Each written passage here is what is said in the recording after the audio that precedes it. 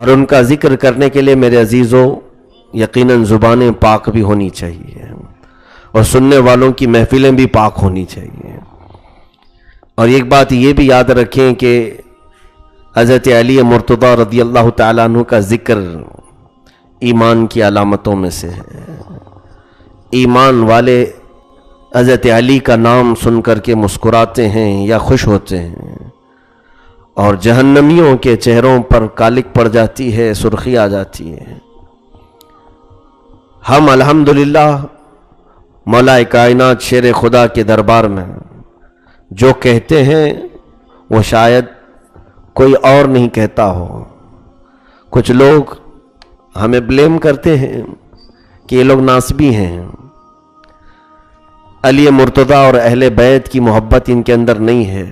ان کے اعتبار سے علی کی محبت کا مطلب صرف ماتم کرنا ہے، نہیں میرے عزیزو، ہم تو دعا بھی یوں کرتے ہیں، مشکلیں حل کر شہ مشکل کشا کے واسطے، کربلائیں رد شہید کربلا کے واسطے۔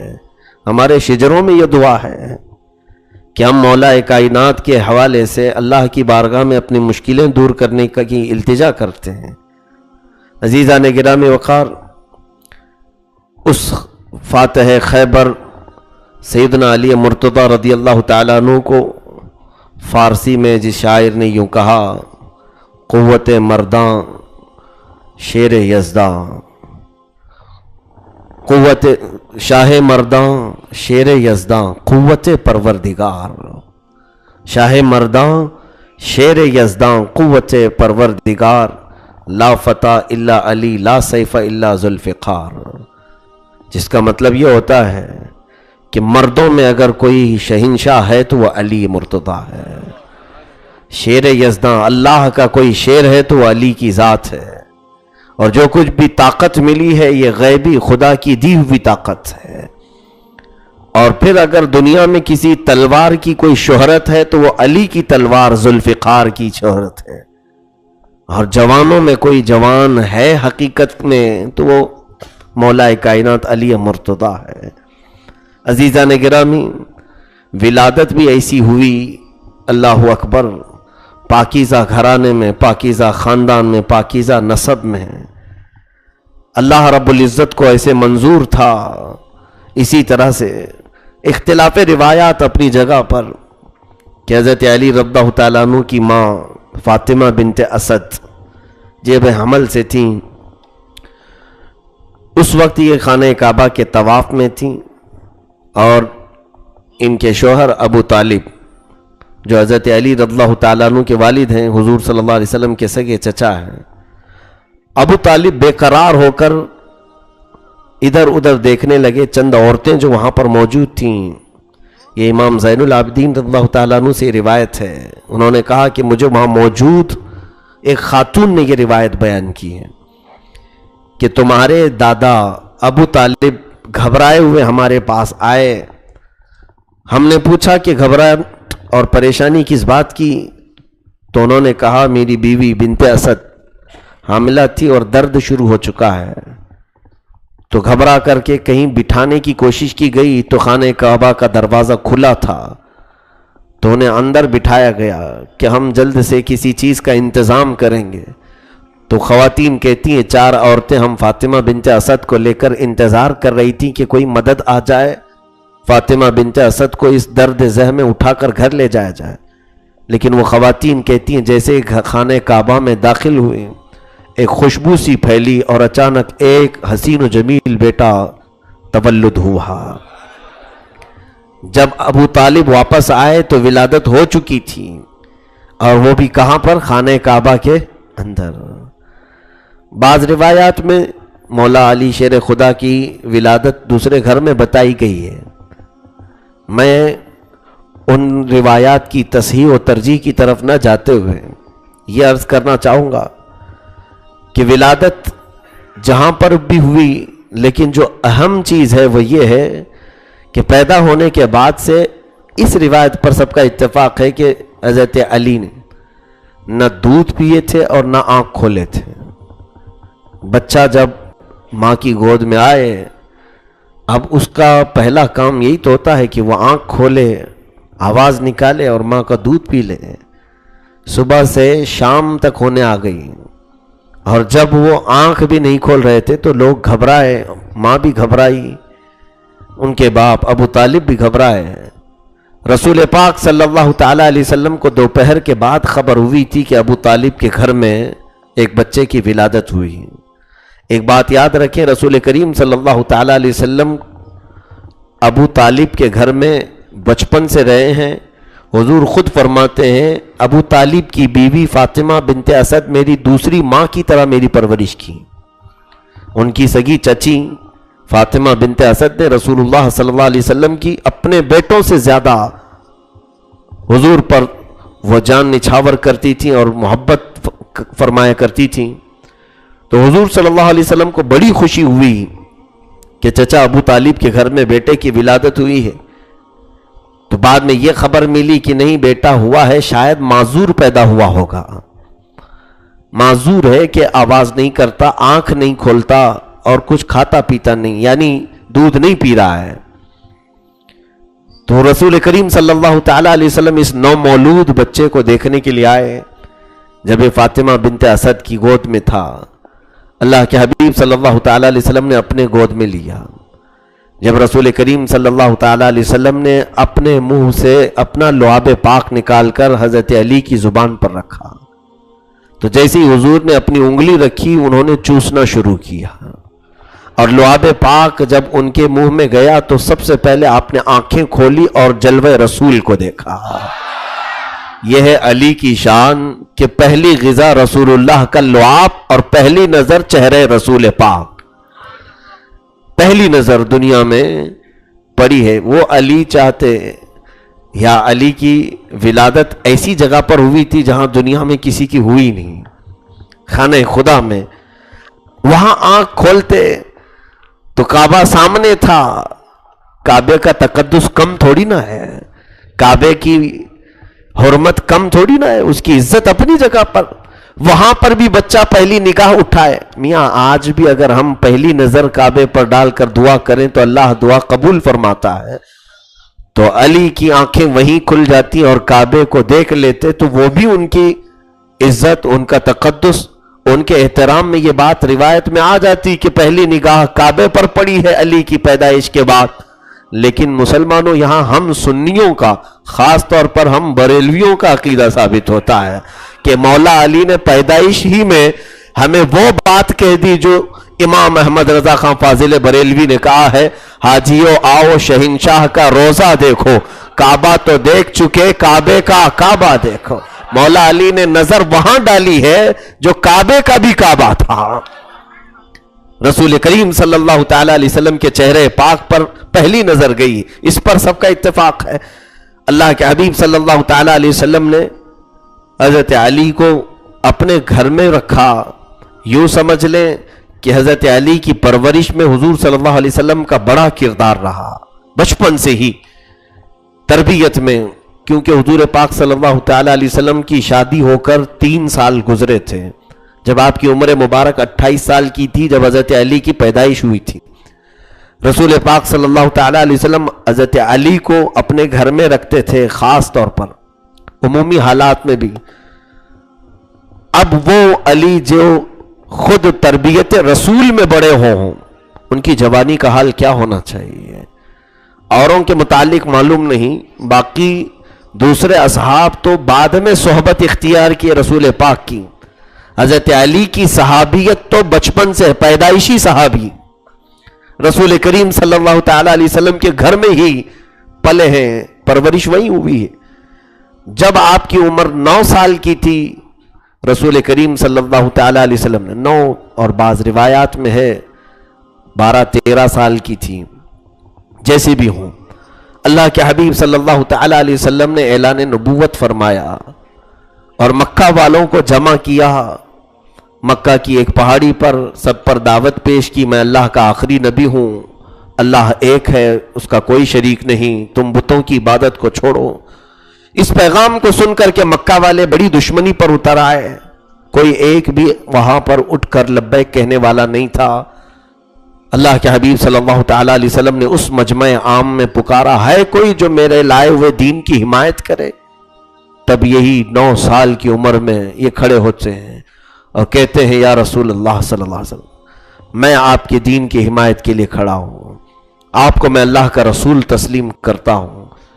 رسول کریم صلی اللہ تعالیٰ علیہ وسلم نے اسی وقت آپ کو سینے سے لگایا اور رب ذوالجلال کی بارگاہ میں دعا کی کہ مولا اس کی ٹانگوں میں قوت عطا فرما، اس کے پیروں میں قوت و طاقت عطا فرما۔ حضور کی دعا کی برکت یہ تھی کہ پھر آپ کی قوت کے سامنے کسی کی قوت ہی نہیں تھی۔ اسد اللہ الغالب ہو گئے، جنہیں شیر خدا کا لقب ملا، حیدر کرار کا لقب ملا۔ یہ بچپن کے معاملات تھے، اور حضور پاک صلی اللہ تعالیٰ علیہ وسلم حضرت علی رضی اللہ تعالیٰ عنہ کو اپنے ساتھ فیصلوں میں بھی بٹھایا کرتے تھے۔ تبلیغ دین، ظاہر سی بات ہے جب اول اسلام میں آپ اسلام قبول کر چکے ہیں تو تبلیغ اسلام میں حضرت علی کا بھی کردار رہا ہے۔ اگرچہ بچوں میں تھے آپ، لیکن حضور پاک صلی اللہ تعالیٰ علیہ وسلم کو مکہ والوں کی ہر طرح سے خبر آپ پہنچاتے، اور مسلمانوں کی حفاظت کے لیے جو کچھ بھی ہو سکتا تھا حضرت علی بچپن سے کیا کرتے تھے۔ پھر جب اللہ کے حبیب صلی اللہ تعالیٰ علیہ وسلم ہجرت فرما کر مکہ سے مدینہ طیبہ تشریف لے گئے، اس وقت اپنے بستر پر حضور صلی اللہ علیہ وسلم نے حضرت علی کو ہی سلایا تھا۔ وہ قتل کی رات تھی، منصوبہ بند قتل کرنے کا ارادہ تھا کافروں کا، اور حضور کے گھر کے اطراف سارے لوگ تلوار تانے کھڑے تھے کہ محمد صلی اللہ علیہ وسلم کو آج قتل کر دیا جائے گا۔ لیکن رسول کریم صلی اللہ تعالیٰ علیہ وسلم وہاں سے اٹھ کر تشریف لے گئے، کسی کافر کو آپ نظر نہ آ سکے، لیکن حضرت علی سے کہا کہ تم میرے بستر پر آج سو جانا، میرے پاس لوگوں کی امانتیں ہیں، تم کل یہ امانتیں دوسروں تک پہنچا دینا اور پھر تم بھی مدینے چلے آنا۔ حضرت علی رضی اللہ تعالیٰ عنہ نے حضور صلی اللہ تعالیٰ علیہ وسلم سے ایک بھی سوال نہیں کیا کہ اگر غلطی سے وہ لوگ نبی سمجھ کر کے علی کو ہی قتل کر دیتے ہیں، کیونکہ وہ بستر قتل کا بستر بنا ہوا تھا، لیکن مولا علی شیر خدا رضی اللہ تعالیٰ عنہ فرماتے ہیں میں آرام کی نیند سویا، آرام کی نیند سویا۔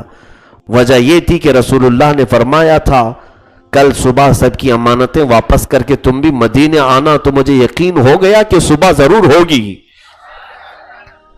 حضور نے فرمایا ہے صبح تو ہونی ہے، آج کی رات فکر چھوڑ دو، موت کا خوف، موت کا ڈر ہی نکال دو، کیونکہ نبی نے فرمایا کل صبح تم امانتیں دے کر مدینے آنا۔ یہ حضرت علی رضی اللہ تعالیٰ عنہ کا ایقان تھا، یقین تھا فرمودات رسول صلی اللہ علیہ وسلم پر۔ دوسرے دن صبح کفار مکہ نے آپ کو بستر سے اٹھایا، پکڑے اور حرم کعبہ میں لے آئے، اور بہت سارے کافر جمع ہوئے۔ پھر آپ نے جب سب کی امانتیں واپس کرنا شروع کی تو آپ کو بھی چھوڑ دیا گیا۔ 3 دن کے بعد حضور پاک صلی اللہ تعالیٰ علیہ وسلم کی ہجرت کے 3 دن کے بعد حضرت علی بھی ہجرت کر کے مدینہ طیبہ تشریف لے آئے۔ یہاں مدینہ طیبہ آنے کے بعد مولا علی شیر خدا رضی اللہ تعالیٰ عنہ رسول کریم صلی اللہ تعالیٰ علیہ وسلم کے ہاں جب پہنچے تو مکتوم نام کے ایک صحابی ہیں، مدینے کے انصاری صحابی، ان کے گھر پر آپ کا قیام ہوا۔ جو بھی صحابی آئے ہجرت کر کے، رسول کریم صلی اللہ علیہ وسلم نے ان کو کسی نہ کسی صحابی کے گھر ٹھہرا دیا۔ اب یہ چند دنوں کے بعد عقد مواخات شروع ہوا۔ عقد مواخات اسلام میں ایک ایسی زبردست مثال ہے میرے عزیزوں، جو آج تک دنیا نے ایسی مثال قائم نہیں کی۔ عقد مواخات کسے کہتے ہیں؟ یہ تو آپ نے سنا ہوگا نا، عقد نکاح، ایک لڑکا اور ایک لڑکی دونوں کو رشتے میں باندھا جاتا ہے تو اس کو نکاح کا عقد کہتے ہیں۔ یہی تو ہوتا ہے عقد نکاح۔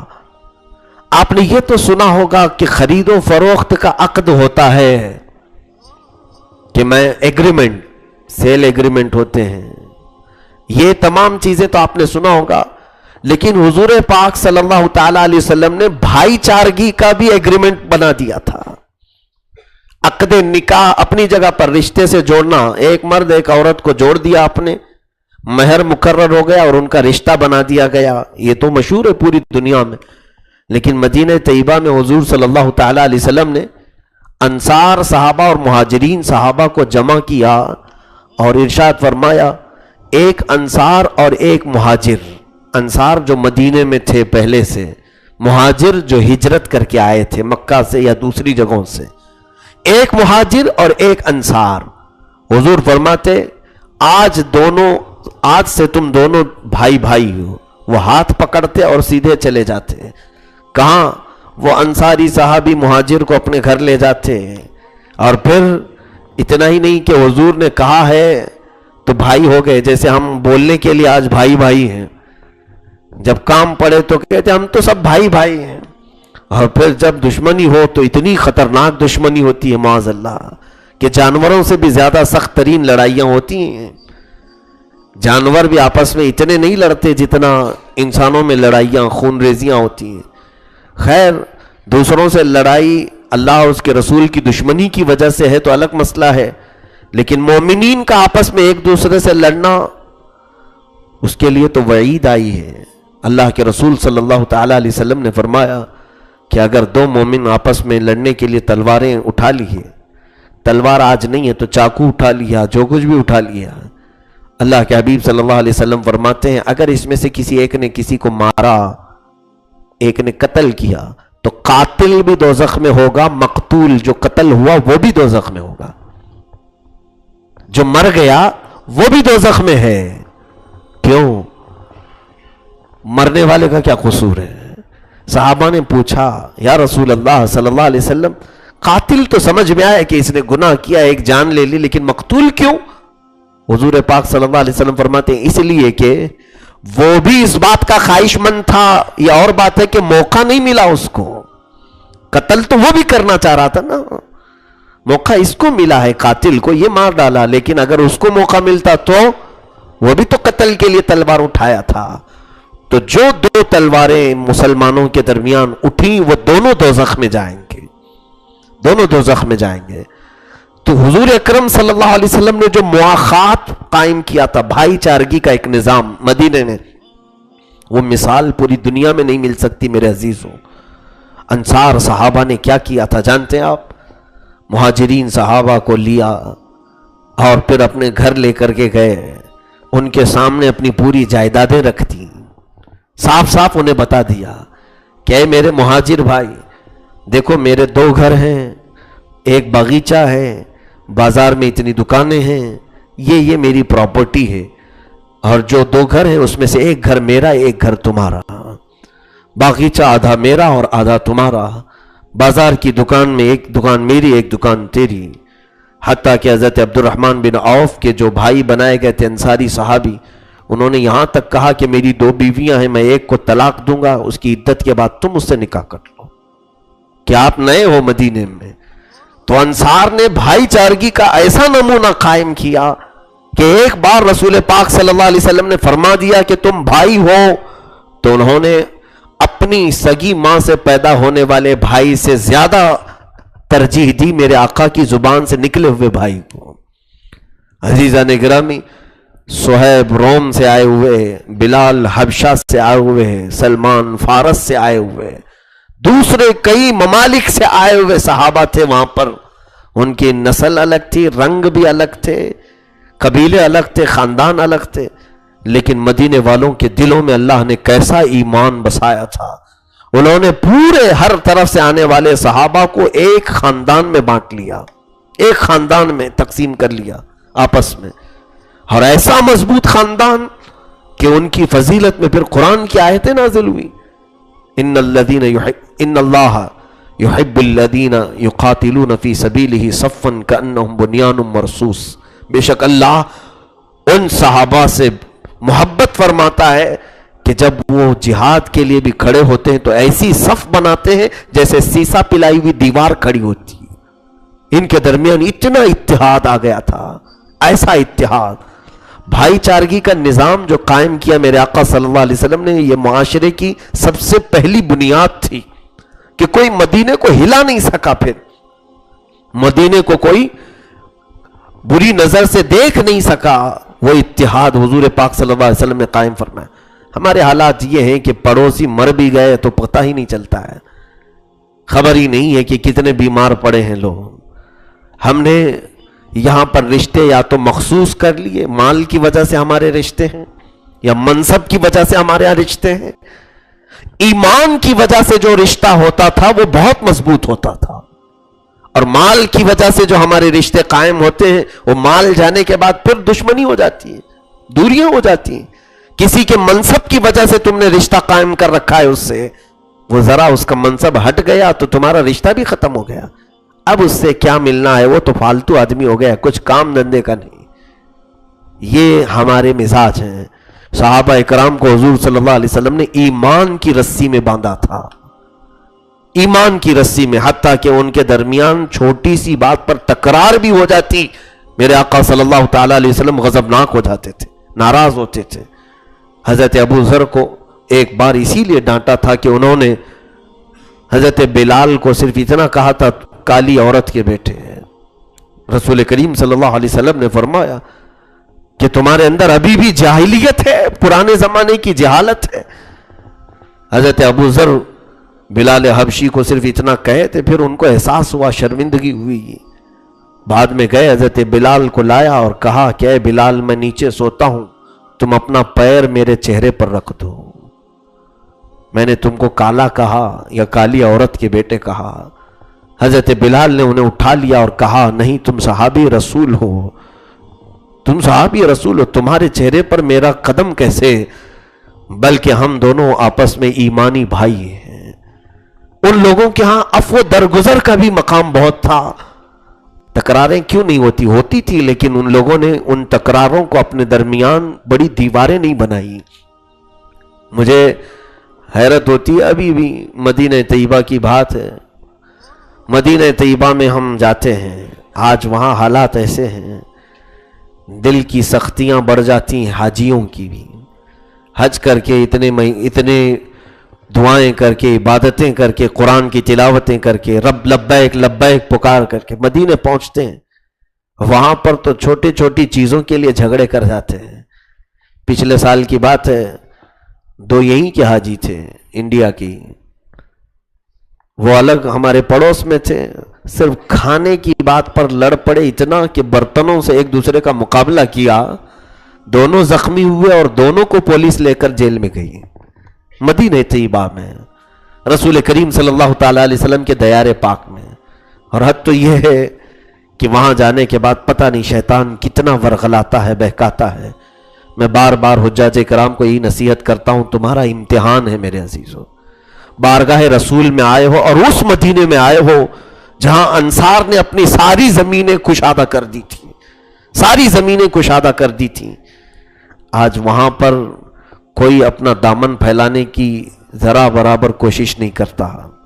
اگر آپ کرسی پر بیٹھے کوئی آ جائے تو اٹھنا پسند نہیں کرتا کوئی. ہماری یہ فکس چیزیں ہیں، ہم دوسروں کو نہیں دیں گے. کمروں کے لیے جھگڑے ہیں، بستروں کے لیے لڑائی ہاں، اچار کے لیے لڑائی ہاں، اتنی چھوٹی چھوٹی چیزوں کے لیے ہم نے دیکھا. یقیناً وہ انصار صحابہ پر کیا گزرتی ہوگی جنہوں نے اپنی جائیدادیں دے دی تھی، آدھے آدھے باغیچے ان کے نام پر کر دیے تھے. یہاں سفر میں 4-5 دن 8 دن 7 دن رہنے کے لیے اتنے بڑے جھگڑے کر کے آ جاتے ہیں. اللہ کے حبیب صلی اللہ تعالی علیہ وسلم کو ٹھیس پہنچانا، ایک بات یاد رکھیں، اس کے سارے اعمال ضائع کر دیے جائیں گے، سارے اعمال برباد کر دیے جائیں گے. ایک بزرگ کے متعلق میں نے پڑھا تھا کہ حضور پاک صلی اللہ تعالی علیہ وسلم کے مدینے میں گئے، دوپہر میں کچھ دہی کھایا اور کچھ دہی کھٹا تھا. کہا کتنا کھٹا دہی یہاں آ گیا. سوئے تو خواب میں میرے آقا صلی اللہ علیہ وسلم تشریف لائے، نہایتی جلال میں تھے. حضور نے فرمایا کہ اے شخص، تو مدینے آیا ہے، تو فوراً میرے مدینے سے نکل جا، تجھے جہاں میٹھا دہی ملے وہاں چلا جا. میرے مدینے کے دہی کو تو نے کھٹا کیسے کہا؟ حضور کو یہ تک گوارا نہیں مدینے کی برائیاں کرنا. یہ تو ہم نے وہاں دیکھا ہے، کھانے کی برائیاں کرنے والے سب سے زیادہ ہمارے انڈین لوگ ہوتے ہیں، ہندوستانی لوگ ہوتے ہیں. کھانے کو عیب لگاتے ہیں، روٹیوں کو پھینکتے ہیں. اتنی غذا وہاں پر ویسٹ کی جاتی ہے جس میں 50 لوگ کھا سکتے ہیں، پورے اٹھا کر کے پھینکی جاتی ہے. بہرحال یہ الگ معاملات ہیں. میں عقد مواخات پر بات کر رہا تھا کہ صحابہ کو حضور نے بھائی چارگی میں جوڑ دیا، ایک مہاجر ایک انصار، ایک مہاجر ایک انصار. اخیر میں ایک صحابی بچ گئے، حضرت علی. ان کا کوئی انصاری ملا نہیں، وہ غمگین ہو گئے، میرا کوئی جوڑی ملا ہی نہیں. سب کو ایک ایک جوڑی مل گئے تھے اور حضور نے سب کو جوڑی بنا کر ان کے گھر روانہ کیا. حضرت علی ایک کونے میں مسجد میں بیٹھے، تھوڑا سا ان کو غم لاحق ہوا کہ میرا انصاری بھائی کون ہوگا جس کے گھر میں ٹھہروں گا. رسول کریم صلی اللہ تعالی علیہ وسلم نے حضرت علی کو بلایا، کہا علی تم دنیا میں بھی میرے بھائی ہو اور آخرت میں بھی میرے بھائی ہو. عقد مواخات میں حضور نے حضرت علی کو اپنے ساتھ جوڑ لیا، اپنے ساتھ جوڑ لیا. سب کو مہاجرین کو ایک ایک انصار صحابی دیا، اور حضرت علی بھی مہاجر تھے، ہجرت کر کے آئے تھے. حضور نے ان کو اپنے ساتھ جوڑ لیا. یہ مولا علی کی شان ہے. رسول کریم صلی اللہ تعالیٰ علیہ وسلم نے مدینہ طیبہ میں ان کو ایک مرتبہ اپنا نائب مقرر فرمایا. جب حضور پاک صلی اللہ تعالیٰ علیہ وسلم کسی جہاد میں جا رہے تھے تو حضرت علی نے کہا یا رسول اللہ صلی اللہ تعالیٰ علیہ وسلم، یا منافقین آپ کے جانے کے بعد پیٹھ پیچھے کچھ باتیں کریں گے، اس لیے میں بھی ساتھ چلوں. حضور پاک صلی اللہ تعالیٰ علیہ وسلم نے فرمایا اے علی تم میرے لیے ویسی ہی ہو جیسے ہارون موسیٰ علیہ السلام کے لیے تھے. حضرت موسیٰ علیہ السلام کے وزیر تھے حضرت ہارون علیہ السلام، لیکن حضور نے فرمایا یہ اور بات ہے کہ میرے بعد کوئی نبی نہیں ہوگا. حضرت علی رضی اللہ تعالیٰ عنہ کو اپنا نائب مطلق مدینہ طیبہ میں بنایا. ان حدیثوں کو لے کر کے شیعہ یہ بہت زیادہ پروپیگنڈا پھیلاتے ہیں کہ حضور صلی اللہ علیہ وسلم نے مدینے میں ان کو کہا کہ تم میرے لیے ہارون کے مقام پر ہو جیسے موسیٰ علیہ السلام کے لیے ہارون تھے، وزیر ہو. جب حضور نے صاف صاف کہا ہے حضرت علی کو، تو پھر دوسرے لوگ کیسے خلافت پر آ گئے؟ میرے عزیزو ایک طرفہ بات مت کرو. وہیں پر حضور نے ابو بکر کی شان میں کیا کیا کہا وہ بھی سناؤ. رسول کریم صلی اللہ تعالیٰ علیہ وسلم نے کیا کیا باتیں فرمائی. میرے عزیزو اسی طرح سے رسول پاک صلی اللہ تعالیٰ علیہ وسلم نے آپ کی فضیلت پہ بہت ساری باتیں ارشاد فرمائی. ایک مشہور حدیث یہ ہے، فرمایا انا مدینۃ العلم وعلی بابوہا، میں علم کا شہر ہوں اور علی اس کا دروازہ ہے. میں علم کا شہر ہوں، علی اس کا دروازہ ہے. ایک بار حضرت علی رضی اللہ تعالیٰ عنہ نے ایسی مجمع میں اعلان کر دیا لوگوں کو، جو نئے اسلام میں تھے وہ لوگ سمجھ نہیں پاتے تھے ساری باتیں. کہا اے لوگوں سنو، میرا مقام یہ ہے کہ نبی کے پاس کوئی شخص ایک بار جائے گا لیکن میرے پاس 2 بار آئے گا. سننے والوں نے ایسا سمجھا علی نبی سے اپنی فوقیت بیان کر رہے ہیں، اپنا مرتبہ بڑھا کر کے بیان کر رہے ہیں. لوگ آئے اور حضور سے شکایت بھی کیا، علی تو ایسے کہتے ہیں نبی کے پاس کوئی شخص ایک بار جائے گا لیکن علی کے پاس 2 بار آئے گا. تو حضور نے پوچھا علی کیا تم نے ایسے کہا؟ کہا ہاں یا رسول اللہ صلی اللہ علیہ وسلم، آپ کی حدیث کی وجہ سے میں نے کہا. آپ نے فرمایا آپ علم کا شہر ہے، میں دروازہ ہوں، کوئی بھی جانے والا دروازے سے جاتا ہے اور دروازے سے باہر آتا ہے، ایک بار داخل ہوتا ہے اور ایک بار خارج ہوتا ہے. یہ سوچ کر کے میں نے کہا ہے. حضرت علی کی حکمت اور دانائی غضب کی تھی. مولا تعالیٰ نے آپ کو بہت غضب کی ذہانت عطا فرمائی تھی. علم میں آپ کا کوئی ثانی نہیں، بلکہ سیدنا امیر المومنین عمر ابن خطاب رضی اللہ تعالیٰ عنہ یہ بیان فرماتے تھے کہ اگر، بلکہ دعا یوں کرتے تھے کہ اے اللہ میں اس مجلس سے پناہ مانگتا ہوں جس مجلس میں علی نہ ہو، جس مجلس میں علی نہ ہو اس مجلس سے میں پناہ مانگتا ہوں. حضرت عمر رضی اللہ تعالیٰ عنہ یہ کہتے تھے. اور پھر یہ بھی دعا آپ کی منقول ہے کہ اے مولا مجھے کوئی ایسی چیز تو نہ عائد فرما جس میں علی نہ ہو، یعنی علی کے بغیر مجھے کوئی فیصلہ کرنا پڑ جائے. اور یہ بھی فرماتے تھے کہ اگر علی نہ ہو تو میں ہلاک ہو جاؤں گا. کئی معاملات میں مولا علی شیر خدا رضی اللہ تعالیٰ عنہ ان تینوں خلفائے راشدین کے حامی ناصر مددگار رہے ہیں. حضرت ابو بکر صدیق کے بھی، حضرت عمر کے بھی، حضرت عثمان کے بھی. تینوں خلفاء کے ساتھ آپ نے بھرپور حمایت بھی کی ہے، ان کی وزارت بھی کی، ان کے ساتھ جہاد میں شریک بھی رہے. کئی مقامات پر آپ نے جنگیں لڑی انہی تینوں خلفاء کے یعنی دور خلافت میں. سیدنا ابو بکر صدیق کے زمانے میں بھی، حضرت عمر کے زمانے میں، حضرت عثمان رضی اللہ تعالیٰ عنہ کے زمانے میں حضرت علی نے پورا اسی طرح سے کردار اپنایا جیسے حضور کی زندگی میں کیا کرتے تھے. کہیں سے کوئی اختلاف ہمیں ثابت نہیں، کہیں سے کوئی اختلاف نظر بھی نہیں آتا. یہ آج کے زمانے میں اختلاف دکھایا جا رہا ہے. میں کل بھی اس بات پر بہت دیر تک گفتگو کیا ہوں، اور آج تو حضرت علی کی بات ہے. یہاں پر کچھ چیزوں میں ہم مشترک ہیں محبت علی میں. ایک بات یاد رکھیں، محبت علی ہماری الگ طریقے کی ہے، ان کی الگ طریقے کی ہے.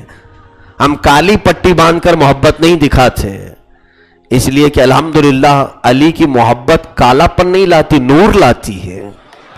علی کی محبت قلب کو بھی نورانیت بخشتی ہے، ماتھے کو بھی نورانیت بخشتی ہے. قرآن میں انہی لوگوں کی صفات میں آئی ہے بات، سیماہم فی وجوہہم من اثر السجود. ان کے سجدوں کی وجہ سے ان کے چہروں پر تم چمکتی ہوئی نشانیاں دیکھو گے.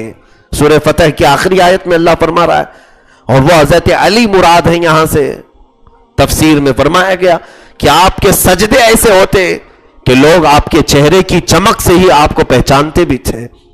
چہرے پر جو رونق تھی، چہرے پر جو چمک و دمک تھی، یقیناً ویسا سجدہ اب کرے گا کون جو علی جیسا سجدہ ہو. کیونکہ نماز میں ایسی محویت ہوتی تھی کہ چبا ہوا تیر بھی اگر نکال لیا جائے تو آپ کو خبر نہیں ہوتی تھی. نماز میں پوری نماز آپ کمپلیٹ کر لیتے تھے. کسی نے آپ سے پوچھا بھی تھا کہ علی آپ کہتے ہیں ساری چیزوں کا جواب میں دے سکتا ہوں قرآن کے ذریعے سے، اپنی بصارت اور بصیرت کے ذریعے سے. علی سے پوچھا گیا ہے کیا کبھی آپ نے خدا کو بھی دیکھا ہے؟ یہ ایک بڑا سوال تھا. کیا آپ نے اپنے اللہ کو دیکھا ہے، اس کی تجلیوں کو دیکھا ہے؟ دیکھیں، ایک ہے ظاہری طور پر دیکھنا اور ایک ہے خواب میں دیکھنا، بند آنکھوں سے دیکھنا. عالم بیداری میں سوائے رسول اللہ کے کسی کو خدا کی زیارت نہیں ہو سکتی، ممکن نہیں ہے. معراج کا ایک واقعہ حضور کے ساتھ ہوا اور پھر کسی کے ساتھ نہیں ہوگا. لیکن عالم خواب ہو یا بند آنکھوں سے ہو، بے شمار اولیاء کاملین نے رب ذوالجلال کی زیارت کی ہے. مولا تعالیٰ کی تجلیوں کو انہوں نے دیکھا ہے. حضرت علی سے کسی نے پوچھا کہ آپ نے خدا کو دیکھا ہے؟ تو آپ مسکرائے، کہا خدا کو دیکھنے کی بات کرتے ہو. علی اس وقت تک نماز کا دوسرا سجدہ نہیں کرتا جب تک پہلے سجدے میں زیارت نہیں کرتا. رب تبارک و تعالیٰ کی تجلیات جب تک میں نہیں دیکھتا سر نہیں اٹھاتا ہوں. سیماہم فی وجوہہم من اثر السجود، یہ وہی اسی کے مصداق ہیں کہ ان کے سجدوں کی نشانیاں ان کے چہروں پر تم دیکھو گے.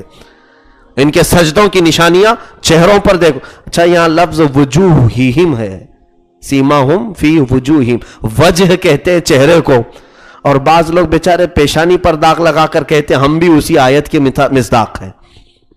پیشانی پر جو شامی کباب ہو تو اسے لوگ یہ کہتے ہیں کہ سیماہم فی وجوہہم کا مطلب یہی ہے کہ دیکھو سجدوں سے پیشانی پر نشان. پیشانی کا لفظ ہی نہیں ہے قرآن میں، چہرہ ہے. پورے چہرے پر تمہارے نشانیاں آئیں گی سجدے کی، صرف پیشانی پر نہیں، پورے چہرے پر. اور نشانی کا مطلب کالا پیلا لال نہیں، دور سے دیکھنے والا صرف تمہارے چہرے کو دیکھ کر اسلام کی محبت میں گرفتار ہو جائے، وہ رسول پاک صلی اللہ تعالی علیہ وسلم کا شیدائی بن جائے. تو چہروں کی رونق کے متعلق کہا گیا وہ حضرت علی جیسے چہروں میں تھی. عزیزان گرامی، مولا علی شیر خدا رضی اللہ تعالیٰ عنہ کی محبت کے متعلق شروع میں چند باتیں عرض کرنا ضروری ہے کہ میرے آقا صلی اللہ تعالیٰ علیہ وسلم نے جو آپ کی فضیلت میں بیان فرمائی اس کے ہم بھی قائل ہیں، ہم انکار نہیں کرتے. ہم علی کو صرف علی نہیں کہتے، مولا علی کہتے ہیں. جبکہ بعض لوگوں کو مولا کہنے پر بھی دشواری ہے، دقت ہے، لیکن یہ دقت ان کی اپنی ہے، کیونکہ حضور صلی اللہ علیہ وسلم نے جب یہ فرمایا من کنت مولاہ فہذا علی مولا، جس کا میں مولا ہوں علی بھی اس کے مولا ہے. مولا کسے کہتے ہیں؟ آقا کو. مولا سردار کو کہتے ہیں. حضرت علی رضی اللہ تعالیٰ عنہ کے متعلق رسول کریم صلی اللہ علیہ وسلم کا یہ فرمان عالی شان، اس پر کسی کو شک نہیں ہونی چاہیے. جب اللہ کے نبی نے انہیں مولا کہہ دیا ہے ہم سب کا، تو پھر مولا کہنے میں ہم سب کو کوئی دشواری بھی نہیں ہونی چاہیے. بلکہ طبری کی ایک روایت یہ بھی بتاتی ہے، اس کے آگے ایک اور روایت ہے کہ حضور پاک صلی اللہ تعالی علیہ وسلم نے فرمایا کہ میں جس کا مولا ہوں، صرف یہ لفظ نہیں بلکہ اس میں یہ لفظ ہے اللہ اور میں جس کے مولا ہے علی اس کا مولا ہے۔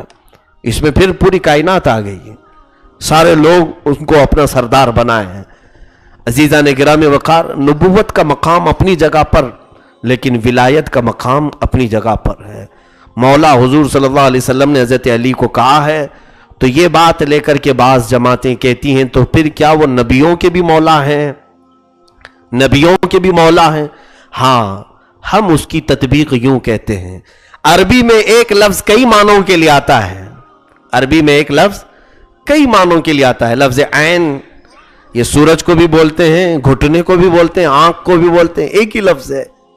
تو بعض لوگوں نے ہم سے سوال کیا، حضور نے فرمایا میں جس کا مولا ہوں علی بھی اس کے مولا ہے، تو حضور تو نبیوں کے بھی مولا ہے، تو کیا علی بھی نبیوں کے مولا ہے؟ کہا ہاں ہیں، نبیوں کے مولا اس طور پر کہ مولا کا ایک معنی آقا ہوتا ہے اور ایک معنی دوست اور وزیر بھی ہوتا ہے، دوست اور وزیر ہمراز بھی ہوتا ہے۔ تو مولا علی ہم سب کے آقا کے معنی میں مولا ہے اور نبیوں کے متعلق دوست اور وزیر کے معنی میں مولا ہے، اس میں کوئی شک نہیں ہے۔ رسول کریم صلی اللہ تعالی علیہ وسلم نے آپ کی فضیلت میں جب یہ بیان فرمایا ہے تو میرے عزیزوں مولا علی کہنے میں کسی کو دقت اور دشواری نہیں ہونی چاہیے۔ اب یہاں پر سرکار سیدنا علی مرتضی رضی اللہ تعالیٰ عنہ کے جو فضائل میں باتیں آئی ہیں، ایک تو پہلی بات یہ ہے کہ آپ خاندان رسول سے ہیں، ہاشمی نسب ہیں، ماں کی طرف سے بھی باپ کی طرف سے بھی آپ ہاشمی النسب ہیں۔ رسول کریم صلی اللہ تعالیٰ علیہ وسلم کے تبلیغ میں سب سے پہلے ایمان لانے میں آپ کا اہم رول ہے۔ اس کے علاوہ ہجرت کرنے میں، ہجرت کے بعد حضور پاک صلی اللہ تعالیٰ علیہ وسلم کے عقد مواخات میں بھائی بننے کا شرف آپ کو ہے۔ اس کے بعد رسول کریم صلی اللہ تعالیٰ علیہ وسلم نے 2 ہجری میں اور ایک روایت میں 3 ہجری میں اپنی سب سے چہیتی بیٹی سیدہ فاطمۃ الزہرا کا نکاح مولا علی کے ساتھ فرمایا ہے۔ جنتی عورتوں کی سردار، جنتی خواتین کے سردار، دختر مصطفیٰ رسول کریم صلی اللہ تعالیٰ علیہ وسلم کی شان بان والی وہ شہزادی مولا علی کی دلہن بنی ہے۔ رسول کریم صلی اللہ تعالیٰ علیہ وسلم کے متعلق حضرت ابو بکر فرماتے ہیں، حضرت عمر بھی فرماتے ہیں، میرے دل میں یہ ارادہ تھا کہ فاطمہ کے لیے نکاح کا پیغام بھیجوں۔ حضرت عمر بھی کہتے ہیں میرے دل میں ارادہ تھا کہ میں فاطمہ کے لیے نکاح کا پیغام بھیجوں۔ ان کے دلوں میں ارادہ تھا لیکن انہوں نے کہا نہیں۔ بعض میں ہے کہ حضور صلی اللہ تعالیٰ علیہ وسلم کے پاس کسی نہ کسی طرف سے کچھ پیغامات آئے تھے، حضور نے کسی کو جواب نہیں دیا، کسی کو جواب نہیں دیا فاطمہ کے نکاح کے لیے۔ پھر اللہ کے حبیب صلی اللہ تعالیٰ علیہ وسلم نے خود حضرت علی کو طلب کیا۔ حضرت علی کہتے ہیں کہ میرے دل میں تو تھا ارادہ نکاح کے لیے، لیکن میری حیثیت نہیں تھی، میرے پاس مال نہیں تھا، نہ گھر تھا۔ جب مدینہ طیبہ وہ پہنچے تھے تو اس وقت افلاس بہت زیادہ تھا، غریبی بہت تھی۔ ایک یہودی کے باغیچے میں آپ کام کرتے تھے، دن بھر میں وہ 2 کھجوریں دیتا تھا، وہ 2 کھجوریں لے کر کے گھر آتے تھے۔ ایسے میں مصطفیٰ کریم صلی اللہ علیہ وسلم کی بیٹی کا ہاتھ کیسے مانگوں؟ خود رسول کریم صلی اللہ علیہ وسلم نے طلب فرمایا اور پوچھا، اے علی کیا تم اس بات پر راضی ہو کہ میں اپنی بیٹی کا نکاح تمہارے ساتھ کروں؟ حضرت علی نے سر جھکا لیا۔ حضور صلی اللہ تعالیٰ علیہ وسلم نے مسکرا کر فرمایا، علی یہ میرا فیصلہ نہیں، رب ذوالجلال کا فیصلہ ہے کہ میں اپنی بیٹی تمہارے عقد میں دوں، تمہارے نکاح میں دوں۔ حضور پاک صلی اللہ تعالیٰ علیہ وسلم نے ان سے یہ نہیں فرمایا کہ جاؤ لے جاؤ ہماری بیٹی کو، کہا جاؤ مہر کے پیسے ڈھونڈ کے لاؤ، مہر کے لیے کوشش کرو۔ حضرت علی رضی اللہ تعالیٰ عنہ نے خوب محنت کی، خدمت کی، اور جو کچھ بھی آپ سے بن سکا، اور کچھ چیزیں آپ نے بیچی اور کچھ گروی میں رکھا، اور چاندی بطور مہر حضرت فاطمۃ الزہرا رضی اللہ تعالیٰ عنہ کے لیے آپ لائے۔ تو حضرت فاطمہ سے آپ کا نکاح ہوا اور تقریباً 9 ماہ کے بعد رخصتی ہوئی۔ جس وقت رخصتی ہوئی حضرت علی رضی اللہ تعالیٰ عنہ نے حضرت نعمان کا گھر کرائے پر لیا تھا، ایک صحابی کا گھر۔ اس کرائے والے گھر میں جب حضرت فاطمہ آئی تھیں تو صرف ایک چارپائی تھی، ایک بسترا تھا۔ حضرت علی حضور صلی اللہ علیہ وسلم کے گھر سے ایک چکی لے کر آئی تھی، پانی کا ایک مشکیزہ اور 2 مٹکے اور 2 برتن وہ ساتھ میں لے کر آئی تھی مٹی کے، اور ایک چراغ جلانے کے لیے. اس کے علاوہ کچھ نہیں تھا، بلکہ مختار کائنات روحی فدا صلی اللہ تعالی علیہ وسلم نے پورے کائنات کی خواتین کی سردار، جنتی خواتین کی سردار کو اس حال میں رخصت فرمایا. کیونکہ ظاہری اسباب کچھ نہیں ہوتے میرے عزیزوں، دل کا تقوی سب سے بڑی چیز ہے. فاطمہ کے ساتھ جو رسول اللہ صلی اللہ علیہ وسلم نے سب سے بڑی دولت بھیجی تھی وہ حیا، عفت اور تقوی کی دولت بھیجی تھی. فاطمہ اس کی تو بات یعنی شہنشاہ تھیں. تقوی میں آپ کی مثال کیا ہو سکتی ہے. سیدہ فاطمہ تو زہرا رضی اللہ تعالیٰ عنہ مولا علی کے گھر آئی تو خود حضرت فاطمہ کہتی ہیں میں نے اپنے ہاتھوں سے اتنا آٹا پیسا ہے کہ میرے ہاتھوں کی چمڑیاں چھل چکی تھیں، نکل چکی تھیں. وہ اپنے ہاتھوں سے کام کرتی تھیں حضرت علی رضی اللہ تعالیٰ عنہ کے گھر. تو یہ شرف دامادی مولا علی شیر خدا رضی اللہ تعالیٰ عنہ کو حاصل ہے. رسول کریم صلی اللہ تعالیٰ علیہ وسلم ان سے راضی تھے زندگی میں بھی، اور اپنی بیٹی دے کر کے یہ بھی فرمایا کہ اے علی میں نے اپنے جگر کا ایک ٹکڑا دیا ہے. انما فاطمۃ بضعۃ منی فمن احبها فقد احبنی ومن ابغضها فقد ابغضنی. رسول کریم صلی اللہ علیہ وسلم نے فرمایا بے شک فاطمہ میرے جسم کا ایک ٹکڑا ہے، جس نے اس سے محبت کیا اس نے مجھ سے محبت کیا، جس نے اس سے دشمنی کی گویا کہ اس نے مجھ سے نفرت کی ہے. بعض لوگ جیسے کتابوں میں بھی موجود ہیں، جماعت وہابیہ کے بڑے سردار امام جس کو یہ تسلیم کرتے ہیں شیخ ابن تیمیہ نے اپنی کتاب میں کئی جگہوں پر اپنی کتابوں سیدہ فاطمہ الزہرا کی گستاخی کی ہے، توہین کی ہے، کہا کہ وہ باغیہ تھیں، بغاوت کیا ہے انہوں نے ابو بکر صدیق کی خلافت کے خلاف. ہرگز نہیں. سیدہ کائنات فاطمہ الزہرا رضی اللہ تعالیٰ عنہ کے متعلق ایسے جملے کہنا اپنی آخرت کو خراب کرنا ہے، اپنے خاتمے کو خراب کرنا ہے. میرے عزیزو یہی تو بات یہاں اہم ہے. تم یہاں درمیان کا راستہ اگر تلاشو گے تو اہل سنت و جماعت ہی تمہیں ملیں گے. ایک طرف فاطمہ کی محبت میں شیعہ ابو بکر عمر عثمان کو گالیاں دیتے ہیں، اور ایک طرف جماعت وہابیہ فاطمہ کی گستاخی حضرت علی کو کمتر بتانا. ٹھیک ہے وہ صحابہ کی تعریف کرتے کرتے اہل بیت کو گھٹا دیتے ہیں. حضرت فاطمہ کی شان میں انہوں نے بہت ساری غلطیاں لکھی، تو دونوں بھی گمراہ ہیں، ایک صحابہ کو گالیاں دے کر اور ایک اہل بیت کی تنقیص اور توہین کر کے. الحمدللہ رب تعالیٰ نے ہم پر احسان فرمایا، ہم اہل بیت کی بھی ویسی محبت کرتے ہیں اور صحابہ کی بھی محبت رکھتے ہیں. یہ درمیان کا راستہ ہے. اہل سنت و جماعت ہی اس میں الحمدللہ کامل معیار کو پہنچتے ہیں. مولا علی شیر خدا رضی اللہ تعالیٰ عنہ کی جو پرسنل زندگی ہے اس کی طرف میں چلتا ہوں. نہایت ہی سادی زندگی آپ نے گزاری اور حلیم متبع تھے، طبیعت کے بڑے نفیس، یعنی بہت زیادہ خواہشوں کو کبھی آپ نے پالا نہیں. مختصر سی زندگی میں آپ نے صبر کیا، اور آپ کے گھر میں آنے والی دلہن بھی آپ کو ایسی ملی جو قناعت کی بادشاہ تھی. ان کے پاس جو آیا اس پر قناعت کر لیا. حضرت علی رضی اللہ تعالیٰ عنہ کو اس بارے میں کوئی فکر نہیں ہوئی کہ بہت بڑے گھر کی بیٹی لے کر آیا ہوں تو اب میرے کمائی کو بھی دیکھنا پڑے گا. جیسے لوگ کہتے ہیں نا کہ ہاتھی لانے سے پہلے چوکھٹ دیکھ لو، بڑے گھر کی عورت آ رہی ہے تو دروازہ بڑا کر لو، کمائی پھیلا لو. یہاں تو دقتیں اسی بات کی ہیں کہ شادی کو تو حضور صلی اللہ علیہ وسلم نے فرمایا برکت کا ذریعہ ہے، دلہن آئے تو برکتیں زیادہ ہوتی ہیں. یہاں مرد پریشان زیادہ ہو رہا ہے اس کی خواہشوں کی وجہ سے. تقوی والی عورت آئے تو یقیناً کئی دروازے آسمان کے نئے کھلتے ہیں، نئے دروازے رزق کے کھولے جاتے ہیں ہم پر. حضرت علی رضی اللہ تعالیٰ عنہ فرماتے ہیں پوری زندگی میں فاطمہ نے مجھ سے کسی چیز کی خواہش ہی نہیں کی، کوئی چیز پوچھا ہی نہیں، بلکہ غلام کی بھی ضرورت تھی تو وہ بھی حضرت علی نے کہہ کر کے حضور کے پاس بھیجا، جاؤ فاطمہ ایک غلام تو حضور سے مانگ کر لاؤ. حضور سب کو ایک ایک غلام بانٹ رہے. حضرت فاطمہ کی خواہش نہیں تھی، کہا علی نے کہا تو وہ چلی آئی.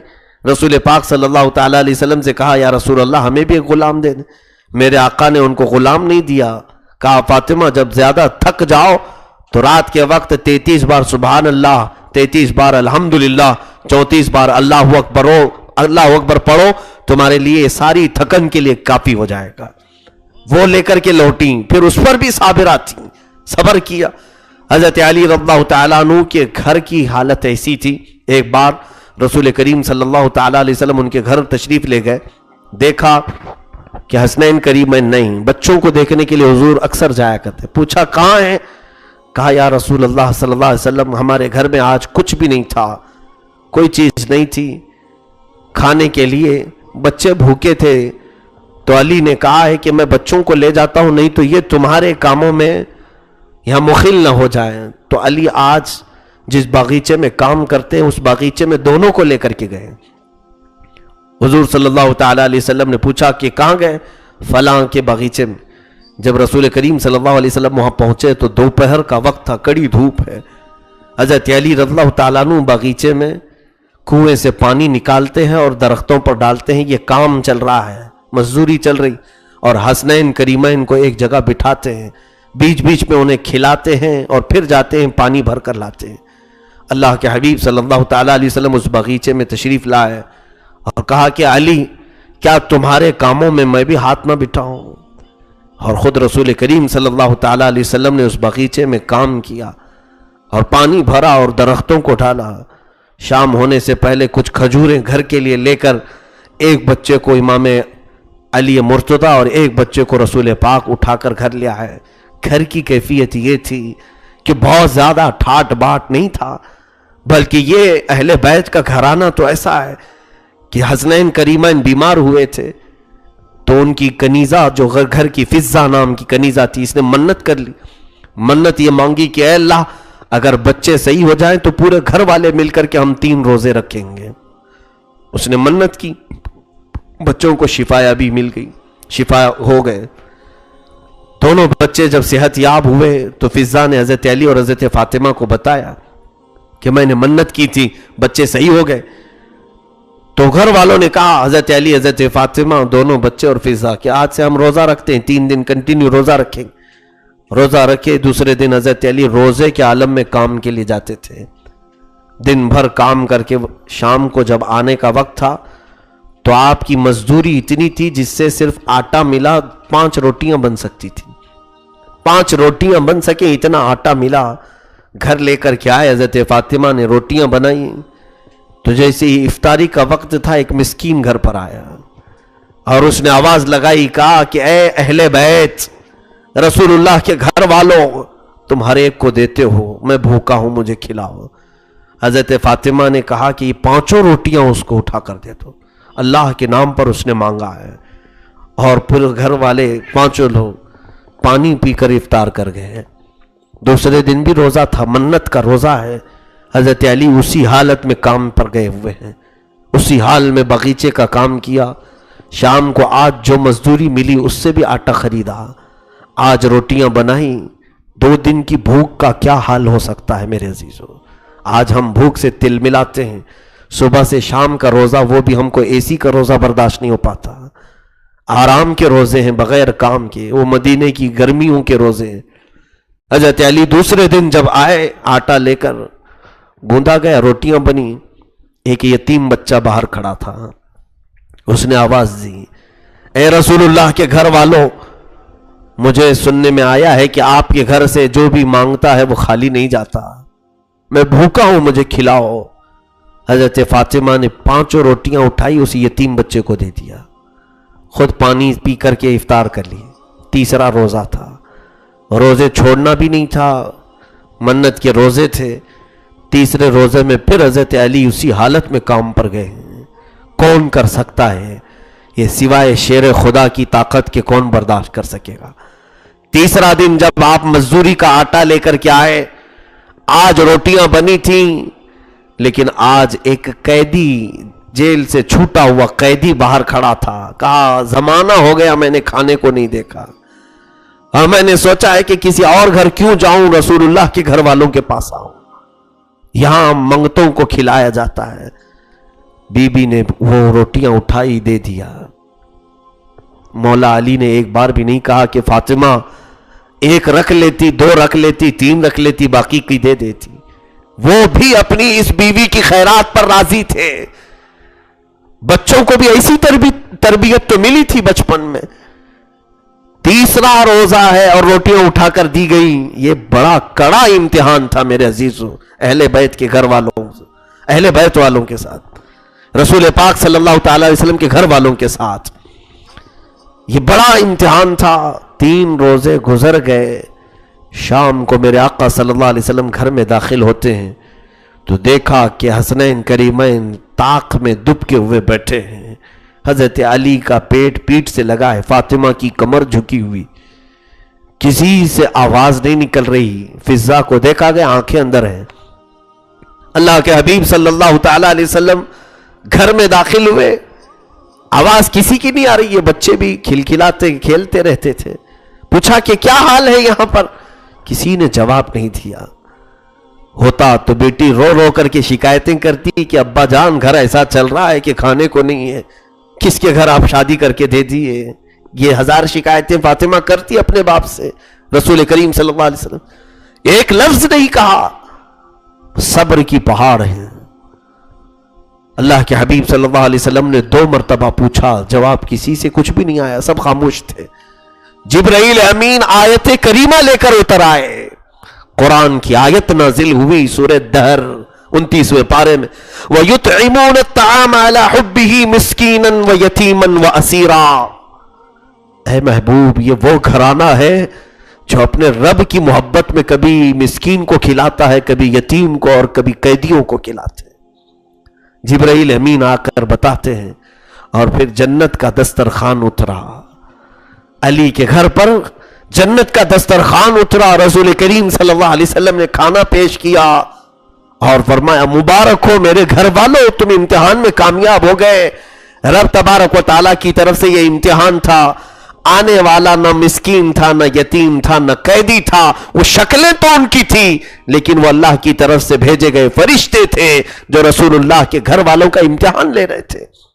وہ لجپال گھرانہ میرے آقا کا، سرکار دو عالم صلی اللہ تعالی علیہ وسلم کی جود و سخا پورے اس گھرانے میں وابستہ تھی.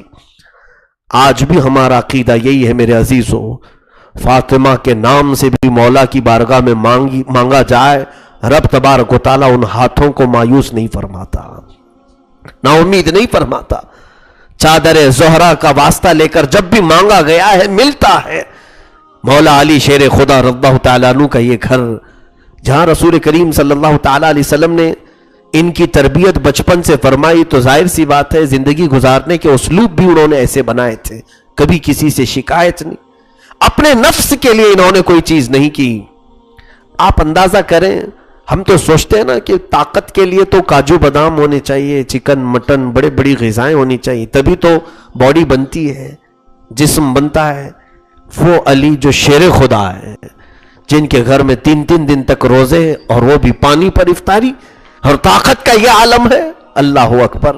خیبر کا وہ واقعہ آپ کو میں بتاؤں، جب رسول کریم صلی اللہ علیہ وسلم اپنے صحابہ کے ساتھ یہودیوں کا علاقہ ہے خیبر، بہت سارے قلعے تھے یہودیوں کے، محاصرہ کیا. وہ قلعے آج بھی محفوظ ہیں، سعودیوں نے محفوظ رکھا ہے کیونکہ وہ یہودیوں کے تھے، انہوں نے محفوظ رکھا ہے. باقی ہمارے نبی کی جو نشانیاں تھی سب ختم کر دیا انہوں نے، توڑ دیا پھوڑ دیا، کیونکہ یہاں شرک ہوتا تھا ان کے نزدیک.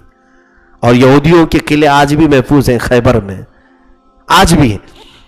ان قلعوں میں یہودی اندر بند رہ کر کے سازشیں رچتے تھے مدینے کے خلاف، بہت ساری پلاننگ ہوتی تھی. حضور صلی اللہ علیہ وسلم وہاں پر گئے، 7 دن تک کا محاصرہ رہا، اور جنگ کی نوبت ایسی آئی کہ روز صبح لڑائی ہوتی، شام میں ختم ہوتی، لیکن نتیجہ نہیں نکل رہا تھا. رسول کریم صلی اللہ علیہ وسلم نے 7ویں دن سارے صحابہ کو جمع کیا اور ارشاد فرمایا کہ دیکھنا کل کے صبح میں اسلامی پرچم، اسلامی جھنڈا ایسے شخص کے ہاتھ میں دوں گا جس کو اللہ اور اس کے رسول خوب محبت کرتے ہیں، اور وہ اللہ اور اس کے رسول کو خوب محبت کرتا ہے. سارے صحابہ رات بھر جاگتے رہے وہ صبح کے جھنڈے کے لیے کہ کس کے ہاتھ میں ملے گا. سب جمع ہوئے، رسول کریم صلی اللہ علیہ وسلم نے ایک نظر ڈالی مجمع پر، پھر پوچھا کہ علی کہاں ہیں؟ اس مجمع میں حضرت علی نہیں تھے. آپ کو آشوب چشم کی بیماری لاحق ہو گئی تھی، آنکھ لال ہونا، پانی آنا. حضرت علی بیمار تھے، کہا کہ وہ بیمار ہیں، آشوب چشم ہے، آنکھوں سے پانی گر رہا ہے. رسول کریم صلی اللہ علیہ وسلم نے کہا بلاؤ. وہ اسی حالت میں آئے، بخار بھی تھا جسم پر. اللہ کے حبیب صلی اللہ علیہ وسلم نے اپنا لعاب پاک ان کی آنکھوں پہ لگایا اور کہا یہ جھنڈا لو، اللہ اور اس کے رسول تمہارے ہاتھ فتح رکھے ہیں، اللہ تمہارے ہاتھوں پر فتح رکھا ہے. حضرت علی رضی اللہ تعالیٰ عنہ اسی حالت میں جھنڈے کو اٹھاتے ہیں اور لے کر چلے. اب صحابہ جب حضرت علی کے جوش کو دیکھتے ہیں تو سارے 7 دنوں کا جوش ایک ساتھ آیا. خیبر میں جب یہودیوں کا مقابلہ ہونے لگا تو یہودیوں کا جو بڑا رئیس تھا مرحب، وہ بہت طاقتور شخص تھا، رئیس الیہودی، وہ آیا سامنے اور اس کے جسم پر پورے لوہے کے کپڑے ہوتے تھے، لوہے کے کپڑے ہوتے تھے، جسم میں ٹوپی تک اس کی لوہے کی ہوتی. مرحب سامنے آیا اور پتہ نہیں کیسے کیسے رجزیہ اشعار پڑھ رہا تھا. کہہ رہا تھا میرے مقابل میں کون آیا ہے؟ تجھے معلوم ہے میرے گھر کے قریب کوئی چراگاہ بھی نہیں ہوتی، کوئی قریب بھی نہیں پھٹکتا میرے.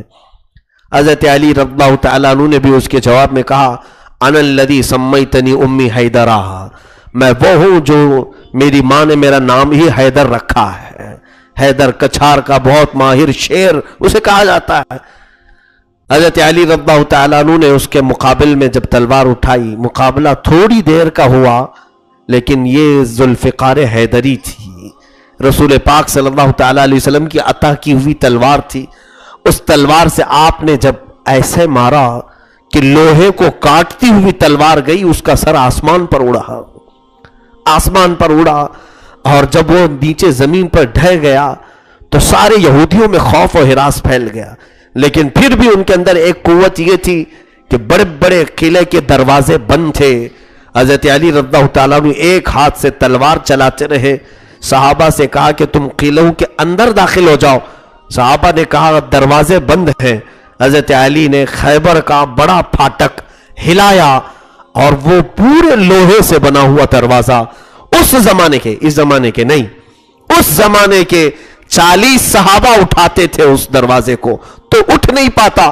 حضرت علی نے اپنے سیدھے ہاتھ سے اکیلے اس دروازے کو اٹھایا اور اٹھا کر کے کھڑے رہے، یہاں تک کہ فرماتے ہیں تقریباً 600 صحابہ کے اندر جانے تک حضرت علی تنہا وہ ہاتھ میں اٹھا کر کھڑے رہے، اس دروازے کو اٹھا کر کھڑے رہے. ایک ہاتھ میں تلوار ہے، ایک ہاتھ میں اتنا بڑا پھاٹک دروازہ ہے. اور اس کے بعد کہا کہ سب خاطر خواہ صحابہ کی جماعت اندر جا چکی ہے تو آپ نے اس دروازے کو اٹھا کر کئی گز دور پھینکا. اسی لیے تو آپ کا لقب فاتح خیبر ہے. خیبر شکن آپ کو کہا گیا ہے، پورے خیبر کو توڑ دیا. اسی شام کو اللہ نے مسلمانوں کے ہاتھوں فتح عظیم عطا فرمائی. وہ فتح کا سہرا حضرت علی کے سر پہنچتا ہے. رسول کریم صلی اللہ علیہ وسلم نے صبح ہی بشارت دی تھی. میرے عزیزو، طاقت کا یہ عالم ہے، طاقت کا یہ عالم. اس صحابہ اس زمانے کے جو طاقتور تھے، اس زمانے کے میں سمجھتا ہوں 100 نہیں 1000 لوگوں کی طاقت ان کے پاس ہوتی تھی. آج بھی ان کی تلواریں رکھی ہوئی ہیں مدینہ طیبہ میں. بعض بزرگ ہیں جن کے ہاں اس زمانے کی تلواریں رکھی ہوئی ہیں.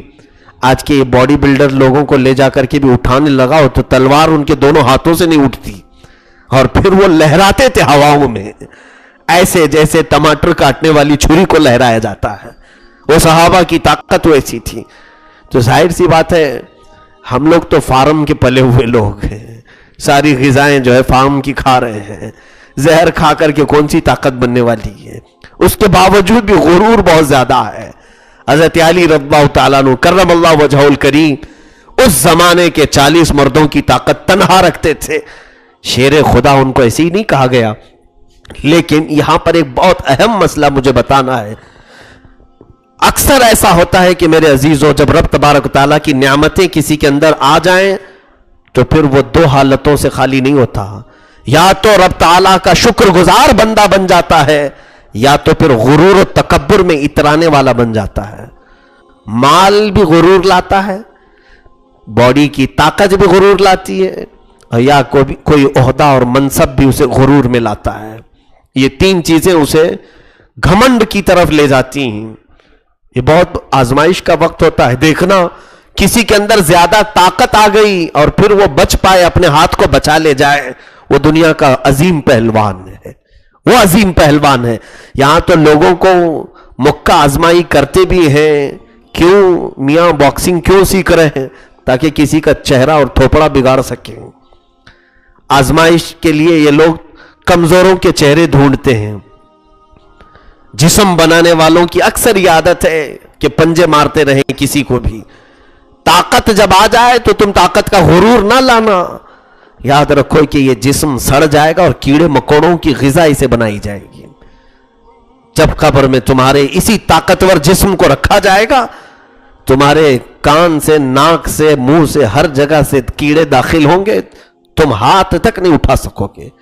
اللہ رب العزت اتنا تمہیں بے بس بنا دے گا. وہ قبر کی بات تو بات کی ہے, جو تختیاں بند ہو جائیں گی تو کون دیکھتا ہے, لیکن تو یہاں ہم نے میتوں کو نہلاتے وقت ہی دیکھا ہے. ہٹے کٹے لوگ ایسے بے بس پڑے ہمارے ہاتھوں کے سامنے کہ گرم پانی ڈالو کہ ٹھنڈا پانی ڈالو, وہ آہ بھی نہیں کرتا, اف بھی نہیں کرتا. تمہاری ساری طاقتوں کا نشہ سب ختم ہو جاتا ہے.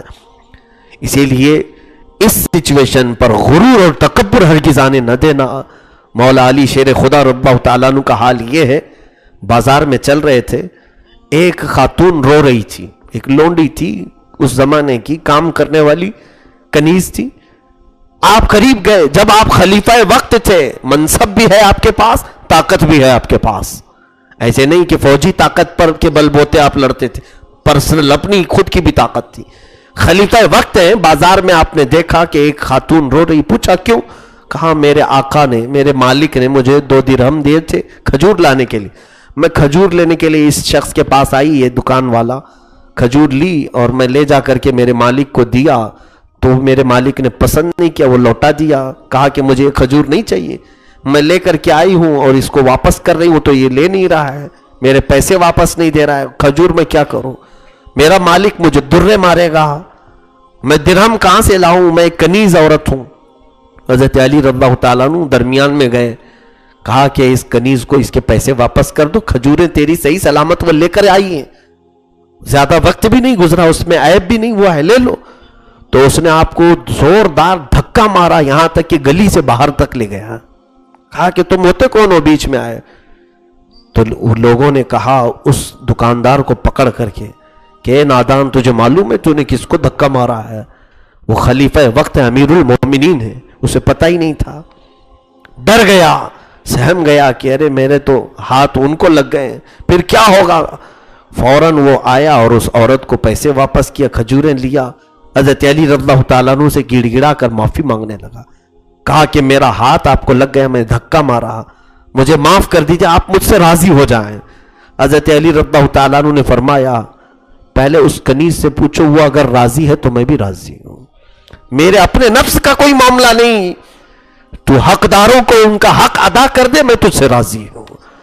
حضرت علی چاہتے تو اپنے جان کا بدلہ لیتے کہ مجھے تو ہاتھ لگایا کیسے. طاقت قوت خود کی بھی ہے اور وقت کے خلیفہ بھی ہیں, امیر المومنین بھی. اپنی ذات کے لیے آپ نے بدلہ نہیں لیا. جنگ میں لڑتے ہوئے آپ نے ایک کافر کو گرا دیا, اس کی گردن پر بیٹھ گئے, تلوار سے کاٹنے ہی والے تھے کہ اس نے منہ پر تھوک دیا, اس نے مرنے ہی والا تھا. حضرت علی نے تلوار چھوڑ دی, اس کو آزاد کر دیا. کہا اب تجھے نہیں ماروں گا. یہاں تو غصہ ڈبل ہو جانا چاہیے نا, میں مارنے ہی والا تھا, اب اس نے تھوک دیا ہے چہرے پر, تو اب اس کو اور زیادہ دردناک انداز میں ماروں. چھوڑ دیا. وہ اور حیرت میں آ گیا, تعجب میں پڑ گیا کہ مجھے تو مارنا چاہیے تھا, ایسے حالت میں چھوڑ دیا. حضرت علی کہتے اے شخص سن, میں جہاد بھی کرتا ہوں تو صرف اللہ کی رضا کے لیے.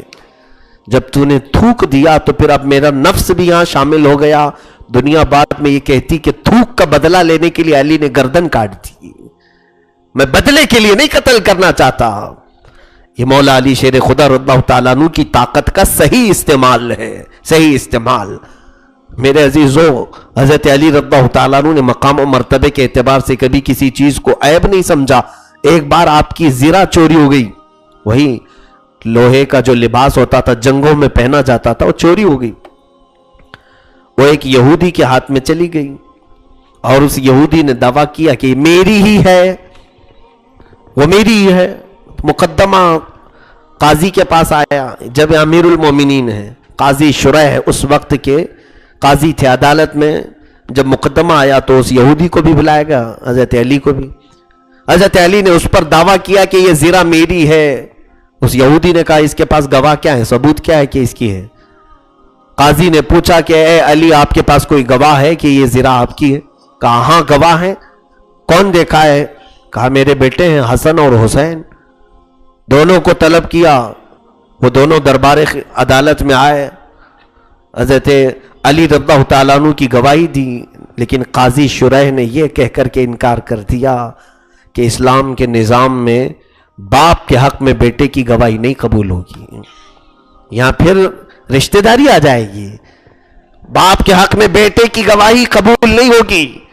ارے حسنین کریمین کی گواہی کو قاضی نے نہیں لیا, تو حضرت علی نے کہا ان کے علاوہ پھر میرے پاس کوئی گواہ نہیں. تو قاضی شریح نے کہا تو پھر علی تم دستبردار ہو جاؤ, یہ زنا یہودی کی. حضرت علی نے کہا مجھے فیصلہ منظور ہے, مجھے فیصلہ منظور ہے کہ میں یعنی ایویڈنس پیش نہیں کر سکے, اچھے ثبوت نہیں فراہم کر سکے. اسی اسنا میں وہ قاضی دیکھ رہا تھا, اسے وہ یہودی دیکھ رہا تھا, اسے تو معلوم تھا کہ یہ زنا چوری کی ہوئی ہے.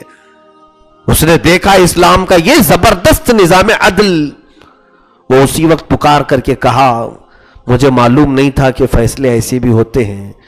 ایک طرف وقت کا خلیفہ کھڑا ہے, امیر المومنین کھڑا ہے, اور قاضی اسے بھی نہیں دیکھ رہا ہے. وہ اس کے سامنے اسلام ہے اور قوانین اسلام ہے. تو یہودی نے کہا قاضی اسلام میں گواہی دیتا ہوں کہ یہ زنا علی کی ہی تھی, اور ساتھ ہی یہ بھی گواہی دیتا ہوں کہ اسلام سچا مذہب ہے. وہ ایمان لے آیا. مولا علی شیر خدا رضی اللہ تعالیٰ عنہ کے ان معاملات میں میرے عزیزوں کہیں پر بھی غرور و تکبر نظر نہیں آتا کہ میں امیر المومنین ہوں تو میرے لیے کچھ خصوصیات ہونی چاہیے, میرے لیے کچھ اسپیشل چیزیں ہونی چاہیے. کبھی آپ نے یہ معاملات نہیں فرمائے. سیدنا علی کرم اللہ وجہہ الکریم کی خلافت تقریباً 4.5 سال جو بھی چلی, اس میں پورے عدل و انصاف سے آپ نے بھر دیا تھا. عدل میں تو آپ زمانے رسول میں ہی مشہور تھے. رسول کریم صلی اللہ علیہ وسلم کے زمانے میں ایک بار آپ کو یمن کا قاضی بنا کر بھیجا گیا تھا. یمن میں کئی لوگ گئے لیکن ان لوگوں کو اٹریکٹ نہیں کر پائے. حضرت علی جب گئے تو یمن کا بڑے بڑے قبیلے اسلام میں آ گئے. حضرت علی رضی اللہ تعالیٰ عنہ کے پاس ایک مقدمہ آیا تھا, وہ عجیب نوعیت کا مقدمہ تھا. تو یمن والوں نے کہا کہ ایک کھڈا کھودا گیا تھا, وہ شیر کو پکڑنے کے لیے گڑھا کھودتے تھے اس وقت. تو لوگ وہاں پر پہنچے تو آلریڈی اس میں شیر گرا ہوا تھا ایک. تو 4 لوگ ایسے تھے جو اس گڑھے کے قریب گئے تو ایک کا پیر پھسل گیا. وہ جاتے جاتے دوسرے کا پیر اس نے پکڑ لیا جو قریب میں تھا. تو دوسرا بھی اس کے ساتھ گڑھے میں گیا, اور دوسرا تیسرے کو پکڑا, وہ بھی ساتھ میں تیسرا ایک چوتھے کو بھی پکڑا تھا. چاروں نیچے گڑھے میں چلے گئے, ایک دوسرے کو پکڑ رہے تھے بچنے کے لیے, اور چاروں نیچے گڑھے میں گر گئے. اور شیر نے چاروں کی درگت بنائی, چاروں کو اچھا زخمی کیا اور مار ڈالا. اس گڑھے میں چاروں مر گئے. اب چاروں کے جو رشتہ دار تھے وہ سب بھڑکے ہوئے تھے کہ ہمیں بدلہ چاہیے. بدلہ کس سے لیں گے, کون کس سے لے گا؟ تو اس میں جو پہلے والا تھا اس نے دوسرے کے پیر پکڑے تھے, تو دوسرا جو گر کر کے مرا ہے, دوسرے کے گھر والے پہلے کے گھر والوں سے بدلہ چاہ رہے تھے کہ تمہارا بندہ ہمارے بندے کا پیر پکڑا تھا, اس لیے دیت جو ہے نا تم لوگ دو گے ہم کو. تو تیسرا جو تھا اس کے گھر والے دوسرے کو پکڑے ہوئے تھے کہ بھائی ٹھیک ہے, وہ پہلے والے نے تمہارا پیر پکڑا تھا لیکن تمہارا بھی تو ہمارے والے کا پیر پکڑا تھا, تم بھی دو. تو یہ تمام چیزیں, گھروں میں لڑائیاں, 4 خاندانوں میں لڑائیاں شروع ہو گئی, زبردست لڑائی. حضرت علی کے پاس یہ مسئلہ آیا. حضرت علی رضی اللہ تعالیٰ عنہ نے سارا معاملہ پوچھا. مر گئے ہوئے ہیں, اور پہلے والا جو مرا تھا کیا وہ غلطی سے نہیں, بلکہ وہ پھسل کر کے گرا تھا. کوئی زبردستی کیوں شیر کے پاس جائے گا, پھسلا لیکن وہ دوسرے کو پکڑا. دیت اسلام میں ایک حکم ہے, یعنی کسی نے کسی کا قتل کیا, مرڈر کیا, تو اسلام کا حکم یہ ہے کہ بدلے میں اس کی جان لے لو, یا تو پھر قتل ہونے والے کے گھر والوں کو یہ اختیار ہے, آپشن ہے, چاہے تو اس سے پیسے لے لو. دونوں چیزیں تو مطالبہ کرو کہ مجھے 5 لاکھ چاہیے, قتل ہو گیا ہے, یہ بھی کر سکتے ہیں. یا بدلے میں جان بھی چاہیے تو جان کی بھی آپ پوچھ سکتے ہیں قاضی سے کہ میں بدلے میں میرا بیٹا مرا, اس کے بیٹے کا قتل ہو جائے, یا تو پھر میرا بیٹا انتقال کر گیا, مجھے اتنے پیسے چاہیے. یہ دیت کہتے ہیں اس کو. حضرت علی رضی اللہ تعالیٰ عنہ کے پاس جب فیصلہ آیا تو کہا کہ اب قتل یہاں تو مر چکے ہیں سارے، دیت کون دے گا؟ تو حضرت علی نے فیصلہ کیا کہ جو کھڈا کھودا ہے وہ دیت دے گا، جو گڑھا کھودا تھا وہ دیت دے گا۔ اس کو بلایا گیا اور اس سے کہا گیا کہ گڑھا تو نے کھودا جس کی وجہ سے سب گرے۔ حضرت علی رضی اللہ تعالیٰ عنہ نے گڑھا کھودنے والے کو بھی کس طرح کی دیت دلوائی؟ اس سے کہا کہ ایک آدمی کو تم آدھی دیت دو گے، ایک کو 1/3 دو گے، ایک کو 1/4 دو گے اور ایک کو پوری دو گے۔ دیت کے بھی احکام ہیں، جیسے ایک کو 1 لاکھ دینا ہے، دوسرے کو 50,000 دینا ہے، تیسرے کو 25,000، اس طرح سے 1/3 اور ایک 1/4۔ حضرت علی نے ایسے فیصلہ کیا کہ جو سب سے پہلے گرا ہے اس کو 1/4 دو، اس لیے کہ اس نے دوسرے کو بھی پکڑا ہے، دوسرے والے کو اس سے تھوڑا سا زیادہ، اس کے 2 گنا تھے، ایک اس نے اور اپنے آپ کو بھی پکڑا ہے، جو لاسٹ میں گرا اس کی کوئی غلطی نہیں تھی، اس کو پورے 1 لاکھ دو۔ یہ فیصلے تو لوگوں نے پوچھا کہ یہ حضرت علی نے کیسے کیا؟ رسول پاک صلی اللہ تعالیٰ علیہ وسلم کے پاس لائے تو حضور صلی اللہ علیہ وسلم نے مسکرا کر کے فرمایا علی نے وہی فیصلہ کیا جس کو اللہ پسند فرماتا ہے۔ حضرت علی رضی اللہ تعالیٰ عنہ کے فیصلے زمانے رسول میں بھی مشہور تھے، میں نے اس سے قبل بھی حضرت علی کے معاملات بتائے ہیں، اور ایسی حکمت و دانائی تھی، حساب والے پریشان ہو جائیں گے، کیلکولیٹر لے کر بیٹھیں تو بھی پریشان ہو جائیں گے۔ ایک بار حضرت علی کے پاس ایک مسئلہ آیا، 3 لوگ آئے، میتھس والے حساب کر کے مجھے بتائیں، 3 لوگ آئے، ان کے پاس 17 اونٹ تھے۔ کتنے اونٹ تھے؟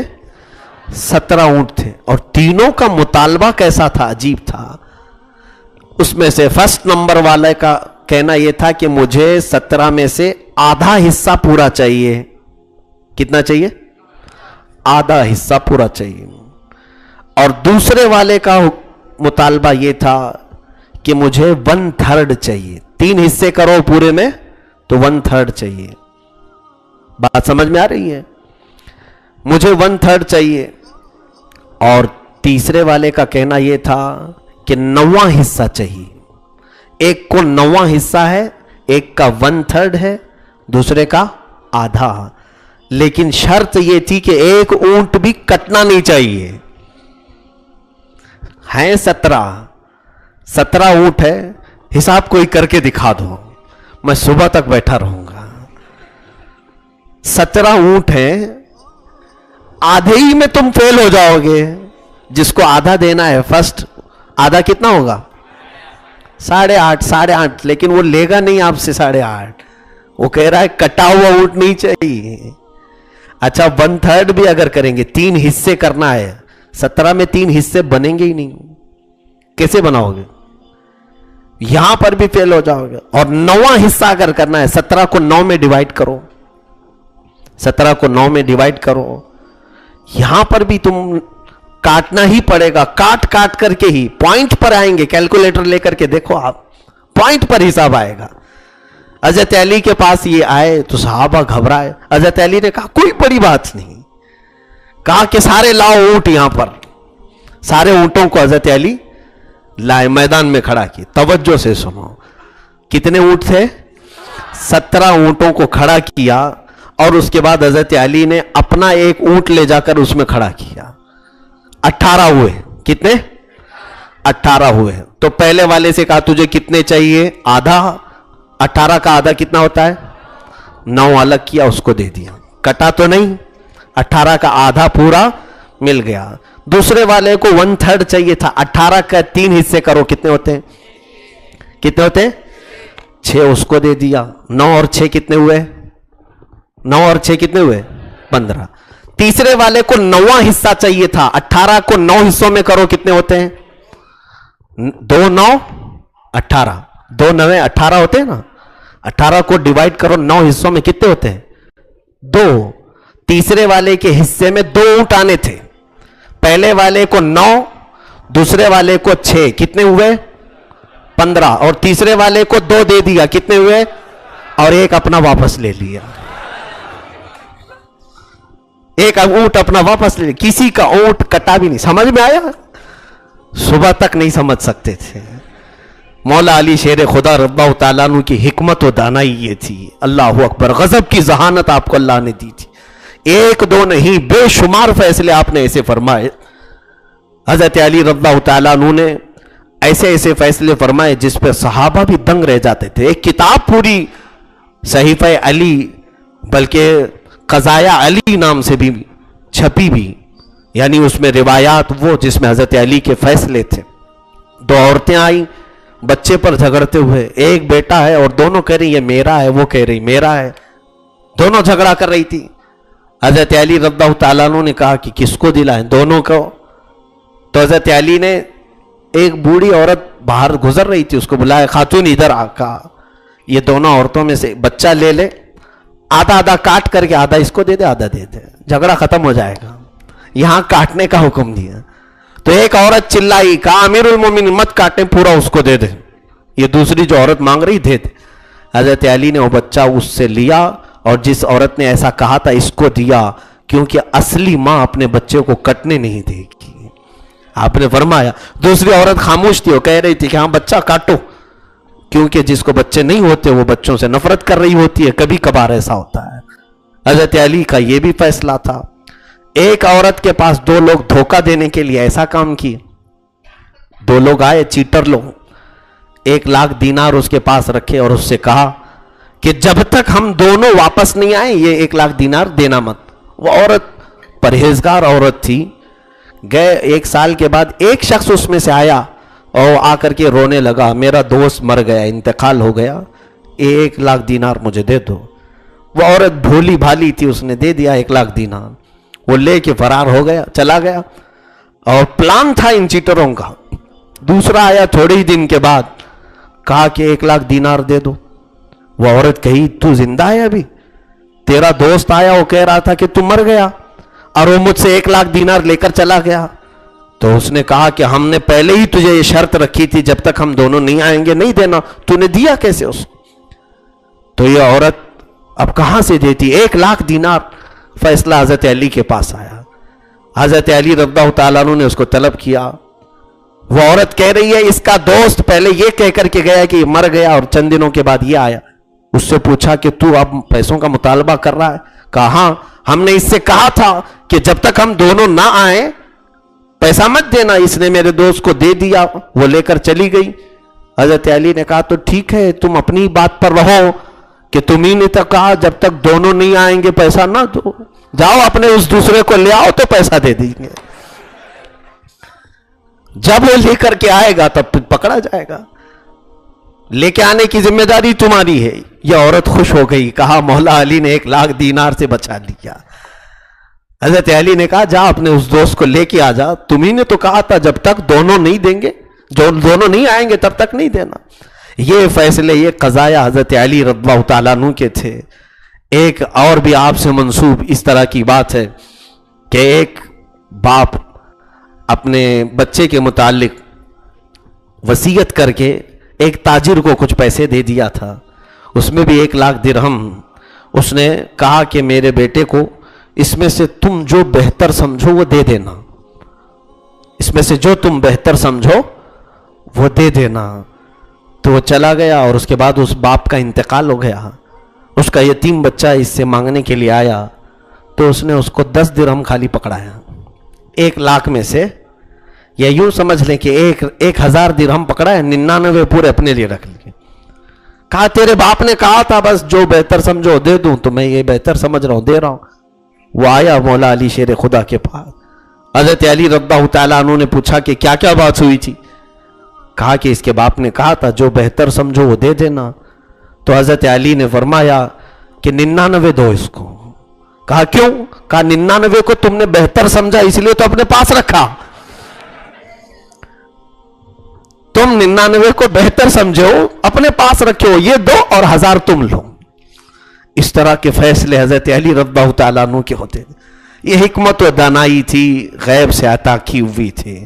قرآن پاک سے ہر چیز کا جواب بھی دیتے تھے. رسول کریم صلی اللہ تعالیٰ علیہ وسلم نے جب اس شیر خدا کو یہ لقب ہی دے دیا، انا مدینۃ العلم وعلی بابوہا، میں علم کا شہر ہوں اور علی اس کا دروازہ۔ قرآن سے کئی معاملات کو حل بھی کیا آپ نے، لوگوں کے فیصلے، بلکہ حاضر جوابی ایسی تھی۔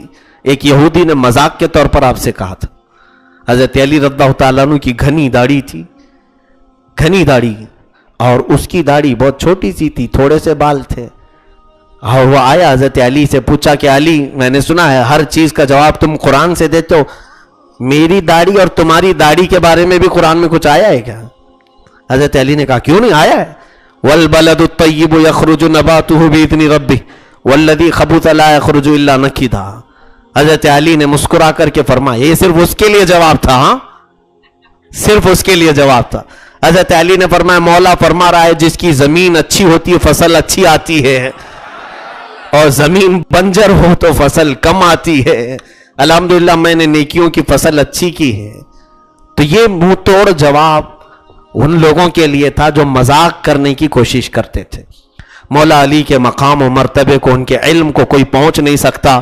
آپ نے یہی تو فرمایا کہ اگر میں صرف سورہ فاتحہ کی تفسیر لکھنے بیٹھ جاؤں تو 70 اونٹوں کو بوجھل کر سکتا ہوں، صرف سورہ فاتحہ کی تفسیر، باقی پورا قرآن کی نہیں۔ وہ علم تھا، وہ علم کا سمندر ہے، علم کا بادشاہ ہے مولا علی کی ذات۔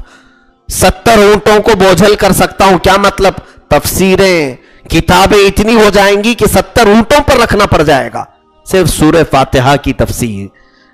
رسول کریم صلی اللہ تعالیٰ علیہ وسلم کے وہ پروردہ تھے، خانوادہ نبوت میں پلے ہوئے مولا علی شیر خدا رضی اللہ تعالیٰ عنہ تھے۔ عزیزان گرامی، خلافت کے آپ کے جو معاملات چلے وہ بہت ہی بہترین تھے، لیکن کچھ خرافات، کچھ انتشار ان کے زمانے میں ایسے ہوئے کہ حضرت عثمان غنی رضی اللہ تعالیٰ عنہ کے قتل کا مطالبہ، خون بہا، جو مانگنے کے لیے کچھ صحابہ اٹھے، مطالبہ کرنے لگے کہ حضرت عثمان کے قتل کا بدلہ لیا جائے۔ مدینے میں بھی آوازیں اٹھی، مکہ میں بھی آوازیں اٹھی، ملک شام میں بھی آوازیں اٹھیں۔ یہی وجہ سے کچھ 2 جنگیں ہو گئی، جنگ جمل اور جنگ صفین، جس کی وجہ یہی بنی کہ بعض صحابہ، وہی سبائی فتنہ جو عبداللہ بن سبا نے فتنہ کھڑا کیا تھا، انہوں نے خون عثمان کا بدلہ لینے کے لیے جگہ جگہ ہنگامے کی، احتجاجات جو پروٹیسٹ ہوتے ہیں۔ حضرت علی فرما رہے تھے کہ ابھی یہ وقت نہیں ہے بدلہ لینے کا، اس میں بہت سارے ایسے لوگ شریک ہیں جن کو ہم پہچانتے نہیں، اور بہت سارے ایسے لوگ ہیں جو اسلام کو بازیچے اطفال بنائے ہوئے ہیں، بچوں کا کھیل بنائے ہوئے ہیں، بڑا انتشار ہو جائے گا۔ لیکن حضرت علی رضی اللہ تعالیٰ عنہ کو جو مقابلہ تھا وہ اندر سے بھی تھا، باہر سے بھی تھا۔ کچھ خارجی ہو گئے۔ خارجی کون؟ جو حضرت علی کو کافر کہتے تھے۔ اس زمانے میں ایک جماعت نکلی جو خوارج کہلاتی ہیں، ان سے بھی حضرت علی نے جہاد کیا ہے، ان کو مار کر کے بھگایا ہے۔ جنگ نہروان اسی جنگ کا نام ہے۔ خارجی ایک جماعت نکلی، پھر شیعہ ایک جماعت نکلی۔ ان تمام فتنوں میں جو ہے اسلام کو بڑا نقصان پہنچانے کی یہودیوں نے بہت کوششیں کی۔ 4 سال کے بعد حضرت علی کرم اللہ وجہہ الکریم کوفہ میں اپنی دارالخلافہ میں تھے، وہاں پر مسجد میں نماز کے دوران عبد الرحمن ابن ملجم نام کا ایک خبیث خارجی حضرت علی رضی اللہ تعالیٰ عنہ کو، اس نے صبح کے وقت جب آپ لوگوں کو جگایا کرتے تھے، لوگوں کو اٹھایا کرتے تھے فجر کی نماز کے لیے، اس وقت آپ کو اس نے شہید کیا خنجر مار کر۔ حضرت علی رضی اللہ تعالیٰ عنہ کوفہ میں شہید ہوئے۔ یوں سمجھیں کہ علم کا ایک پہاڑ، علم کا ایک سورج غروب ہوا، آسمان ولایت کا ایک چمکتا ہوا چاند اچانک غروب ہوا۔ کوفہ کی سرزمین پر یہ ہولناک حادثہ پیش آیا، لیکن حال یہ تھا کہ خارجیوں کی شورش بڑی ہوئی تھی، آپ کی لاش کو بھی چھپانا پڑا۔ صحابہ جو اس وقت موجود تھے انہوں نے آپ کی لاش کو چھپایا، یہاں تک کہ بعض روایات یہ بتاتی ہیں کہ ایک اونٹ پر رکھ کر کے آپ کی لاش کو جنگل کی طرف بھیج دیا گیا، وہ اونٹ غائب ہو گیا، چلا گیا آپ کی لاش مبارکہ کو لے کر۔ وجہ یہ تھی کہ خارجی آپ کی لاش کے ساتھ بھی بے حرمتی کرنے کی کوشش کر رہے تھے کہ آپ کی لاش مبارکہ آپ کے جسم پاک کے ساتھ بھی بے حرمتی کی جائے۔ پھر بعض روایات میں یہ ملتا ہے کہ کئی دنوں کے بعد وہ اونٹ ایک جگہ بیٹھا ہوا ملا، آپ کا جسم مبارک اسی طرح تر و تازہ تھا، اسی طرح تر و تازہ تھا۔ تو جو قریب کے لوگ تھے انہوں نے اٹھایا اور پھر اس جگہ پر دفن کیا جس جگہ کو آج نجف اشرف کہا جاتا ہے. نجف یہ عراق کا ایک علاقہ ہے جہاں مولا علی شیر خدا رضی اللہ تعالیٰ عنہ دفن ہیں وہ ہمیشہ کے لیے. لیکن ہم سنیوں کا یہ عقیدہ ہے مولا ہمارے جہاں پر بھی دفن ہو ہماری محبت ان کے ساتھ ہے. مزار مبارک جہاں پر بھی ہو، بلکہ میرے عزیزوں صرف ہم ان کے ناموں سے اپنی تسبیحاں پڑھتے ہیں، ان کے نام سے ہم اپنی دعاؤں میں اللہ کی بارگاہ میں وسیلہ طلب کرتے ہیں. مولا علی شیر خدا رضی اللہ تعالیٰ عنہ کی جتنی بھی تعریف کی جائے وہ کم ہے. آپ کو اللہ تعالیٰ نے کمالات جو عطا کیے تھے، قوت کے اعتبار سے، علم کے اعتبار سے، تقوی کے اعتبار سے، ہر چیز میں آپ بے مثال بادشاہ تھے. آپ نے تقوی و طہارت پر ایسی ایک مثال قائم کی. صحابہ اکرام رضوان اللہ علیہم اجمعین فرماتے مولا علی شیر خدا جب نماز کے لیے آتے تھے تو آپ کا رنگ پیلا پڑ جاتا تھا، اذان سنتے ہی چہرہ پورا زرد ہوتا تھا اور لوگ دیکھتے کہ ان کے جسم کے رونگٹے بالکل کھڑے ہو جاتے تھے اذان کی آواز سے. یہ خشیت کا عالم تھا، خوف کا عالم. لوگ پوچھتے کہ آپ اذان اور نماز کے وقت ایسے کیوں بدل جاتے؟ حضرت علی کہتے لوگ بادشاہوں کے سامنے کھڑے ہونے سے ڈرتے ہیں، میں بادشاہ اعظم کے سامنے کھڑے ہونے سے خوف نہ کروں. رب ذوالجلال کی بارگاہ میں جانے کا وقت ہوتا ہے، اس لیے مجھے کپ کپی طاری ہو جاتی ہے. رب تبارک و تعالیٰ مجھے کس کیفیت میں دیکھ رہا ہے. آپ کا خوف بھی ایسا تھا. ایک بار قبرستان میں گئے، سلام کیا زور سے. آپ کے ساتھ حضرت سعید ابن مسیب تھے. انہوں نے کہا کہ ہم نے دیکھا حضرت علی نے سلام کیا، تھوڑی دیر کے بعد قبروں کے پاس کان لگا کر کھڑے رہے. حضرت سعید کہتے مجھے لگا حضرت علی قبر والوں سے کچھ سن رہے ہیں. تھوڑی دیر کے بعد میں نے حضرت علی کا چہرہ دیکھا تو داڑھی پوری آنسوؤں سے تر تھی، اتنا رو رہے تھے. پوچھا کہ مولا علی سے کیا آپ نے دیکھا قبر والوں سے؟ کہا اے سعید میں نے ان کو سلام کیا تو انہوں نے سلام کا جواب دیا. میں نے ان سے پوچھا کہ اے قبر والوں کیا حالت ہے تمہاری؟ تو قبروں والوں نے کہا علی ہماری حالتیں مت پوچھو، ہمارے وہ چہرے جن کو ہم آئینوں میں گھنٹوں سجایا کرتے تھے مولا نے ان چہروں پر بچھو چھوڑ دیے ہیں. ہمارے بالوں میں پیپ آ چکے ہیں، ہماری ناک سڑ چکی ہے، ہمارے دانتوں پر کیڑے مکوڑے لگا دیے گئے ہیں، ہمارا پیٹ پھٹ کر بدبو پیدا کر رہا ہے. رب تعالیٰ نے ہمارے پورے جسم کو کیڑوں کی غذا بنائی ہے. وہ بیان کرتے جا رہے تھے. حضرت علی فرماتے ہیں سعید ان کی باتیں ایسی دردناک تھی کہ اگر دیکھنے کو وہ کیفیت مل جائے تو کوئی دنیا میں زندہ بھی نہیں رہے گا، وہ ہیبت سے مر جائے گا قبر کے حالات سے. مولا علی شیر خدا رضی اللہ تعالیٰ عنہ کثرت سے روتے تھے اپنی قبر کو یاد کر کے. اے میرے عزیزو، جس کو اللہ کے رسول نے دنیا میں جنت کی بشارت دی، جن کو اللہ کے رسول نے ولایت کا سردار کہا، جن کو اللہ کے رسول نے اسد اللہ کہا، اللہ کا شیر کہا، جن کو اللہ کے رسول نے اپنی بیٹی نکاح میں دی، وہ علی قبر سے ڈرتے ہیں. ہمیں کیا ہو گیا؟ ہمارے اندر تو خوف نام کی کوئی چیز ہی نہیں ہے. ایسے اتراتے ہوئے غرور و گھمنڈ سے ہم ناچتے ہیں. نمازیں تو اتنی ہماری گئی ہوئی ہے. ارے میاں عزیزو، مولا علی شیر خدا رضی اللہ تعالیٰ عنہ کی پوری زندگی پاک میں ایک نماز قضا نہ تھی، وہ بھی ایک نماز جس میں رسول پاک صلی اللہ علیہ وسلم آپ کے زانوں پر سر رکھ کر سو رہے ہیں. عصر کا وقت ہے، سورج ڈوبا تو علی کو رونا آ گیا. ہائے میری زندگی میں پہلی نماز جا رہی ہے. حضور پاک عصر کی نماز پڑھ کر آرام کر رہے تھے. حضرت علی نے نماز نہیں پڑھی تھی عصر کی. سورج ڈوب رہا تھا، رونا آ گیا. اتنا روئے کہ حضور کے چہرے پر آنسو گر گئے. سورج غروب ہوا. اللہ اکبر، ہم نے جنگوں میں حضرت علی کو روتے نہیں دیکھا، گھر میں غربت کی وجہ سے روتے ہوئے نہیں دیکھا، چکی پیستی ہوئی فاطمہ کی تکلیف دیکھ کر کے روتے ہوئے نہیں دیکھا. مولا علی کی آنکھوں میں آنسو تھے تو نماز کے قضا ہونے پر تھے. نماز میری چلی گئی. یہ تھا شیر خدا کا تقوی. رسول کریم صلی اللہ علیہ وسلم نے وہ نماز بھی ضائع ہونے نہیں دیا آپ کی، کیونکہ محبت رسول میں قضا کی تھی. اللہ کے حبیب صلی اللہ علیہ وسلم نے اسی وقت سورج کو اشارہ فرمایا، وہ ڈوبا ہوا سورج عصر کے مقام پر آیا. یہ جو میرے آقا کا معجزہ ظاہر ہوا، ڈوبے سورج کو واپس پلٹایا حضور نے. کس کے لیے؟ وہ علی مرتضیٰ کے لیے، شیر خدا کے لیے.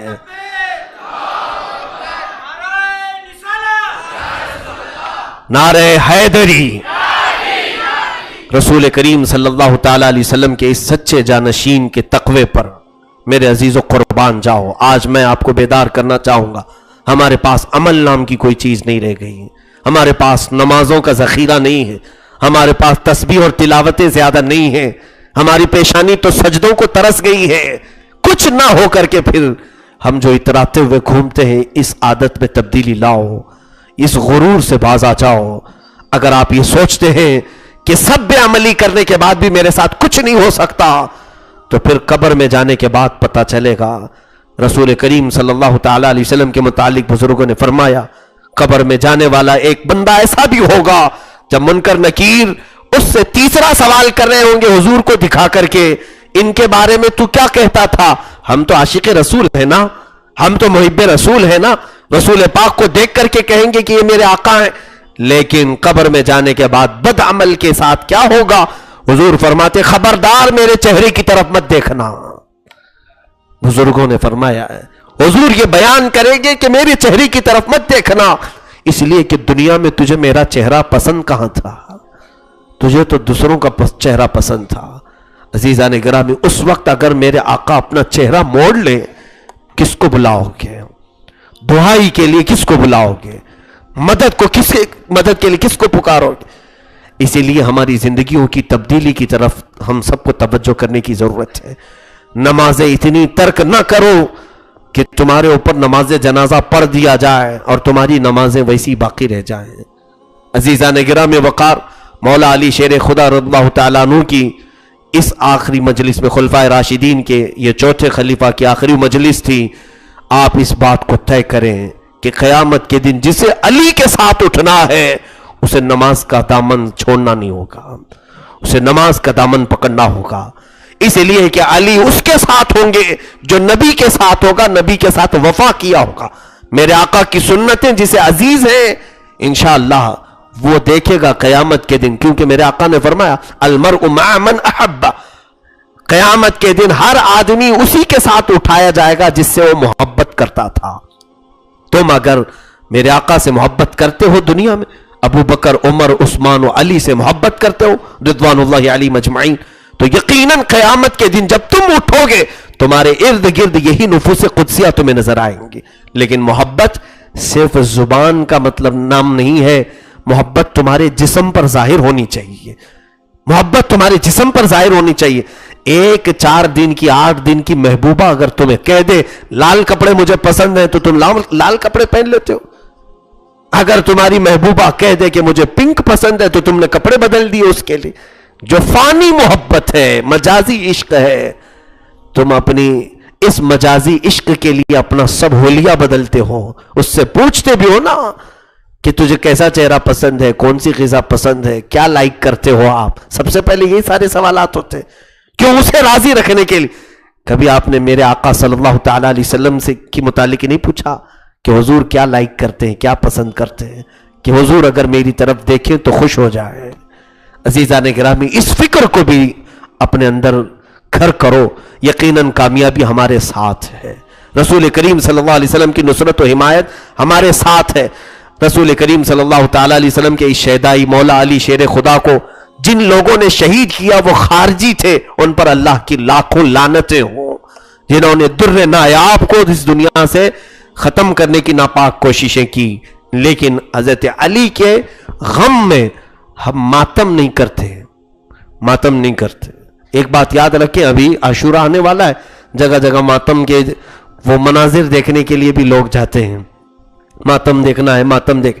اور ماتم کرنے والے ایک صاحب ہیں، انہوں نے ہم سے کہا بھی تھا کہ برا کیا ہے اس میں، غم حسین تو منا رہے ہیں ہم، حسین کا غم منانے سے آپ کو کیا تکلیف ہو رہی؟ میاں ہم کو تکلیف کائے کو ہوگی، آپ سینہ ٹھوکیں گے تو آپ ہی کو ہوگی، ہم کو کہاں. ہم کو تکلیف اس بات کی ہو رہی ہے کہ حسین نے کبھی اس بات کا حکم ہی نہیں دیا، نہ ہی اہل بیت نے کبھی حکم دیا. مجھے یہاں وہ بات یاد آتی ہے، ہمارے ماضی قریب کے ایک بڑے عالم دین ہیں شاہ احمد نورانی صاحب رحمۃ اللہ علیہ، آپ سے شیعہ علماء نے کہا تھا کہ مولانا آپ سنی لوگ ہیں، ہم شیعہ لوگ ہیں، دونوں میں سب برابری ہے، سب چیزیں ملتی جلتی. آپ بھی اہل بیت سے محبت کرتے ہو, ہم بھی محبت کرتے ہیں. آپ بھی حسن حسین کو چاہتے. وہابیوں سے ان کی نہیں جمتی, شیعوں کی ہم سے جمتی ہے. کیوں؟ کہ سنی بھی اہل بیت کو اپنا امام مانتے ہیں, ہم بھی امام حسین کو اپنا آقا تسلیم کرتے ہیں. انہوں نے کہا آپ کی ہماری سب جمتی ہے, ایک ہی چیز نہیں جم رہی ہے. شیعہ مولانا نے کہا ہم ماتم کرتے ہیں, آپ نہیں ماتم کرتے. آؤ آپ بھی ایک بار ماتم کر لو, سب ختم ہی ہو جائے گا, اختلاف ہی ختم. ایک بار آپ ہمارے لیے ماتم کر لو غم حسین میں, شیعہ سنی سب برابر ہو جائیں گے. ہمارے علامہ شاہ احمد نورانی صاحب نے جواب دیا تھا, ہاں ہم اس کے لیے بھی راضی, ہم اس کے لیے بھی. سارے اتفاقات ہیں ہمارے اور آپ کے درمیان محبت میں. شرط یہ ہے کہ ماتم کریں گے سینہ آپ کا ہوگا, ہاتھ ہمارا ہوگا. ماتم اس طرح سے کریں گے. اور بزرگوں نے فرمایا ہے کہ ماتم پر دلیل دینے والے بعض لوگوں نے کہا, سیدنا اویس قرنی رضی اللہ تعالیٰ عنہ نے, سیدنا اویس قرنی رضی اللہ تعالیٰ عنہ قرن میں یمن میں جب ان کو خبر ہوئی کہ حضور صلی اللہ علیہ وسلم کے دانت مبارک شہید ہوئے جنگ احد میں, حضرت اویس نے اپنے دانتوں کو توڑ لیا تھا کہ رسول اللہ صلی اللہ علیہ وسلم کے دانت شہید, جبکہ 2 ہی دانت حضور کے شہید ہوئے تھے. اور حضرت اویس قرنی کے متعلق لوگوں نے کہا کہ انہوں نے اپنے منہ کے پورے دانت توڑ لی. تو شیعہ حضرات کہتے ہیں حضرت اویس قرنی جب حضور کی محبت میں اپنے دانت توڑ سکتے ہیں تو ہم سینہ کیوں نہیں مار سکتے حسین کے غم میں. یہ بہت بڑی دلیلیں لاتے ہیں اس طرح. پہلی چیز تو یہ کہ واقعہ جھوٹا ہے. حضرت اویس قرنی کے متعلق ایسا واقعہ جو مشہور ہے اس کی بنیاد ہی نہیں ہے, یہ صحیح روایت نہیں ہے. اگر مان بھی لیا جائے صحیح روایت, تو بزرگوں نے فرمایا مان بھی لیا جائے صحیح روایت تو دلیل دیکھو کیسی ہے. حضور صلی اللہ تعالی علیہ وسلم کے دانت شہید ہوئے تھے. کیا دانت؟ حضرت اویس قرنی نے کیا کیا؟ حضور کی محبت میں اپنے دانت شہید کیا. اور کربلا میں امام حسین کا کیا کٹا تھا؟ گردن کٹا تھا. تو ماتم میں بھی کیا کٹنا چاہیے؟ تو یہ صحیح ماتم ہے. پھر حضرت اویس قرنی نے دانت کے بدلے دانت اپنے شہید کر لی. حسین کے غم میں حقیقی ماتم تو یہ ہے کہ ان کا سر کٹ گیا, یہاں بھی سر کٹ جائے تو معاملہ ہی کلیئر ہو جائے گا, پھر اختلاف ہی نہیں رہے گا. عزیزان گرامی, یہ تمام معاملات اس لیے میں نے عرض کیا ہے کہ ہمارے بزرگوں نے فرمایا ہے کہ حسین کے نام پہ ماتم نہیں ہے اہل سنن کا شیوا. حسین کے نام پہ ماتم نہیں ہے اہل سنن کا شیوا. کہ شعر حضرت علامہ نظمی میاں رحمت اللہ تعالی علیہ فرماتے ہیں, شہید مرتے نہیں ہیں, قرآن یہ گواہی دے رہا ہے. شہید مرتے نہیں ہیں, اور جو نہیں مرا ہے اس کا ماتم کیوں کریں ہم؟ جو مرا نہیں ہے اس کا ماتم کیوں کریں ہم؟ تو حسین اعظم کو کہتے, قرآن کی آیتیں ان کو زندہ بتا رہی ہیں, وہ زندوں کے امام ہیں. اور الحمدللہ ہم امام حسین ہو, علی مرتضیٰ ہو, ان کو اپنی قبروں میں زندہ تسلیم کرتے ہیں, اور وہ زندوں کے آقا و امام ہیں. مولا ہماری محفلوں کو قبول فرمائے. مولا علی شیر خدا رضی اللہ تعالیٰ عنہ کے دربار میں آج جو کچھ بھی کہا گیا ہے کہنے سننے سے زیادہ عمل کی توفیق عطا فرمائے. رب ذوالجلال علی مرتضیٰ رضی اللہ تعالیٰ عنہ کے صدقات ہم سب کے گھروں میں عطا فرمائے. یا رب ذوالجلال تیرے دربار میں یہ التجا ہے, مشکلیں حل کر شہ مشکل کشا کے واسطے, مشکلیں حل کر شہ مشکل کشا کے واسطے, مشکلیں حل کر شہ مشکل کشا کے واسطے, کربلائیں رد شہید کربلا کے واسطے. لی خمسۃ اطفی بہا حر الوباء الحاطمہ, المصطفیٰ والمرتضیٰ وابناہما والفاطمہ.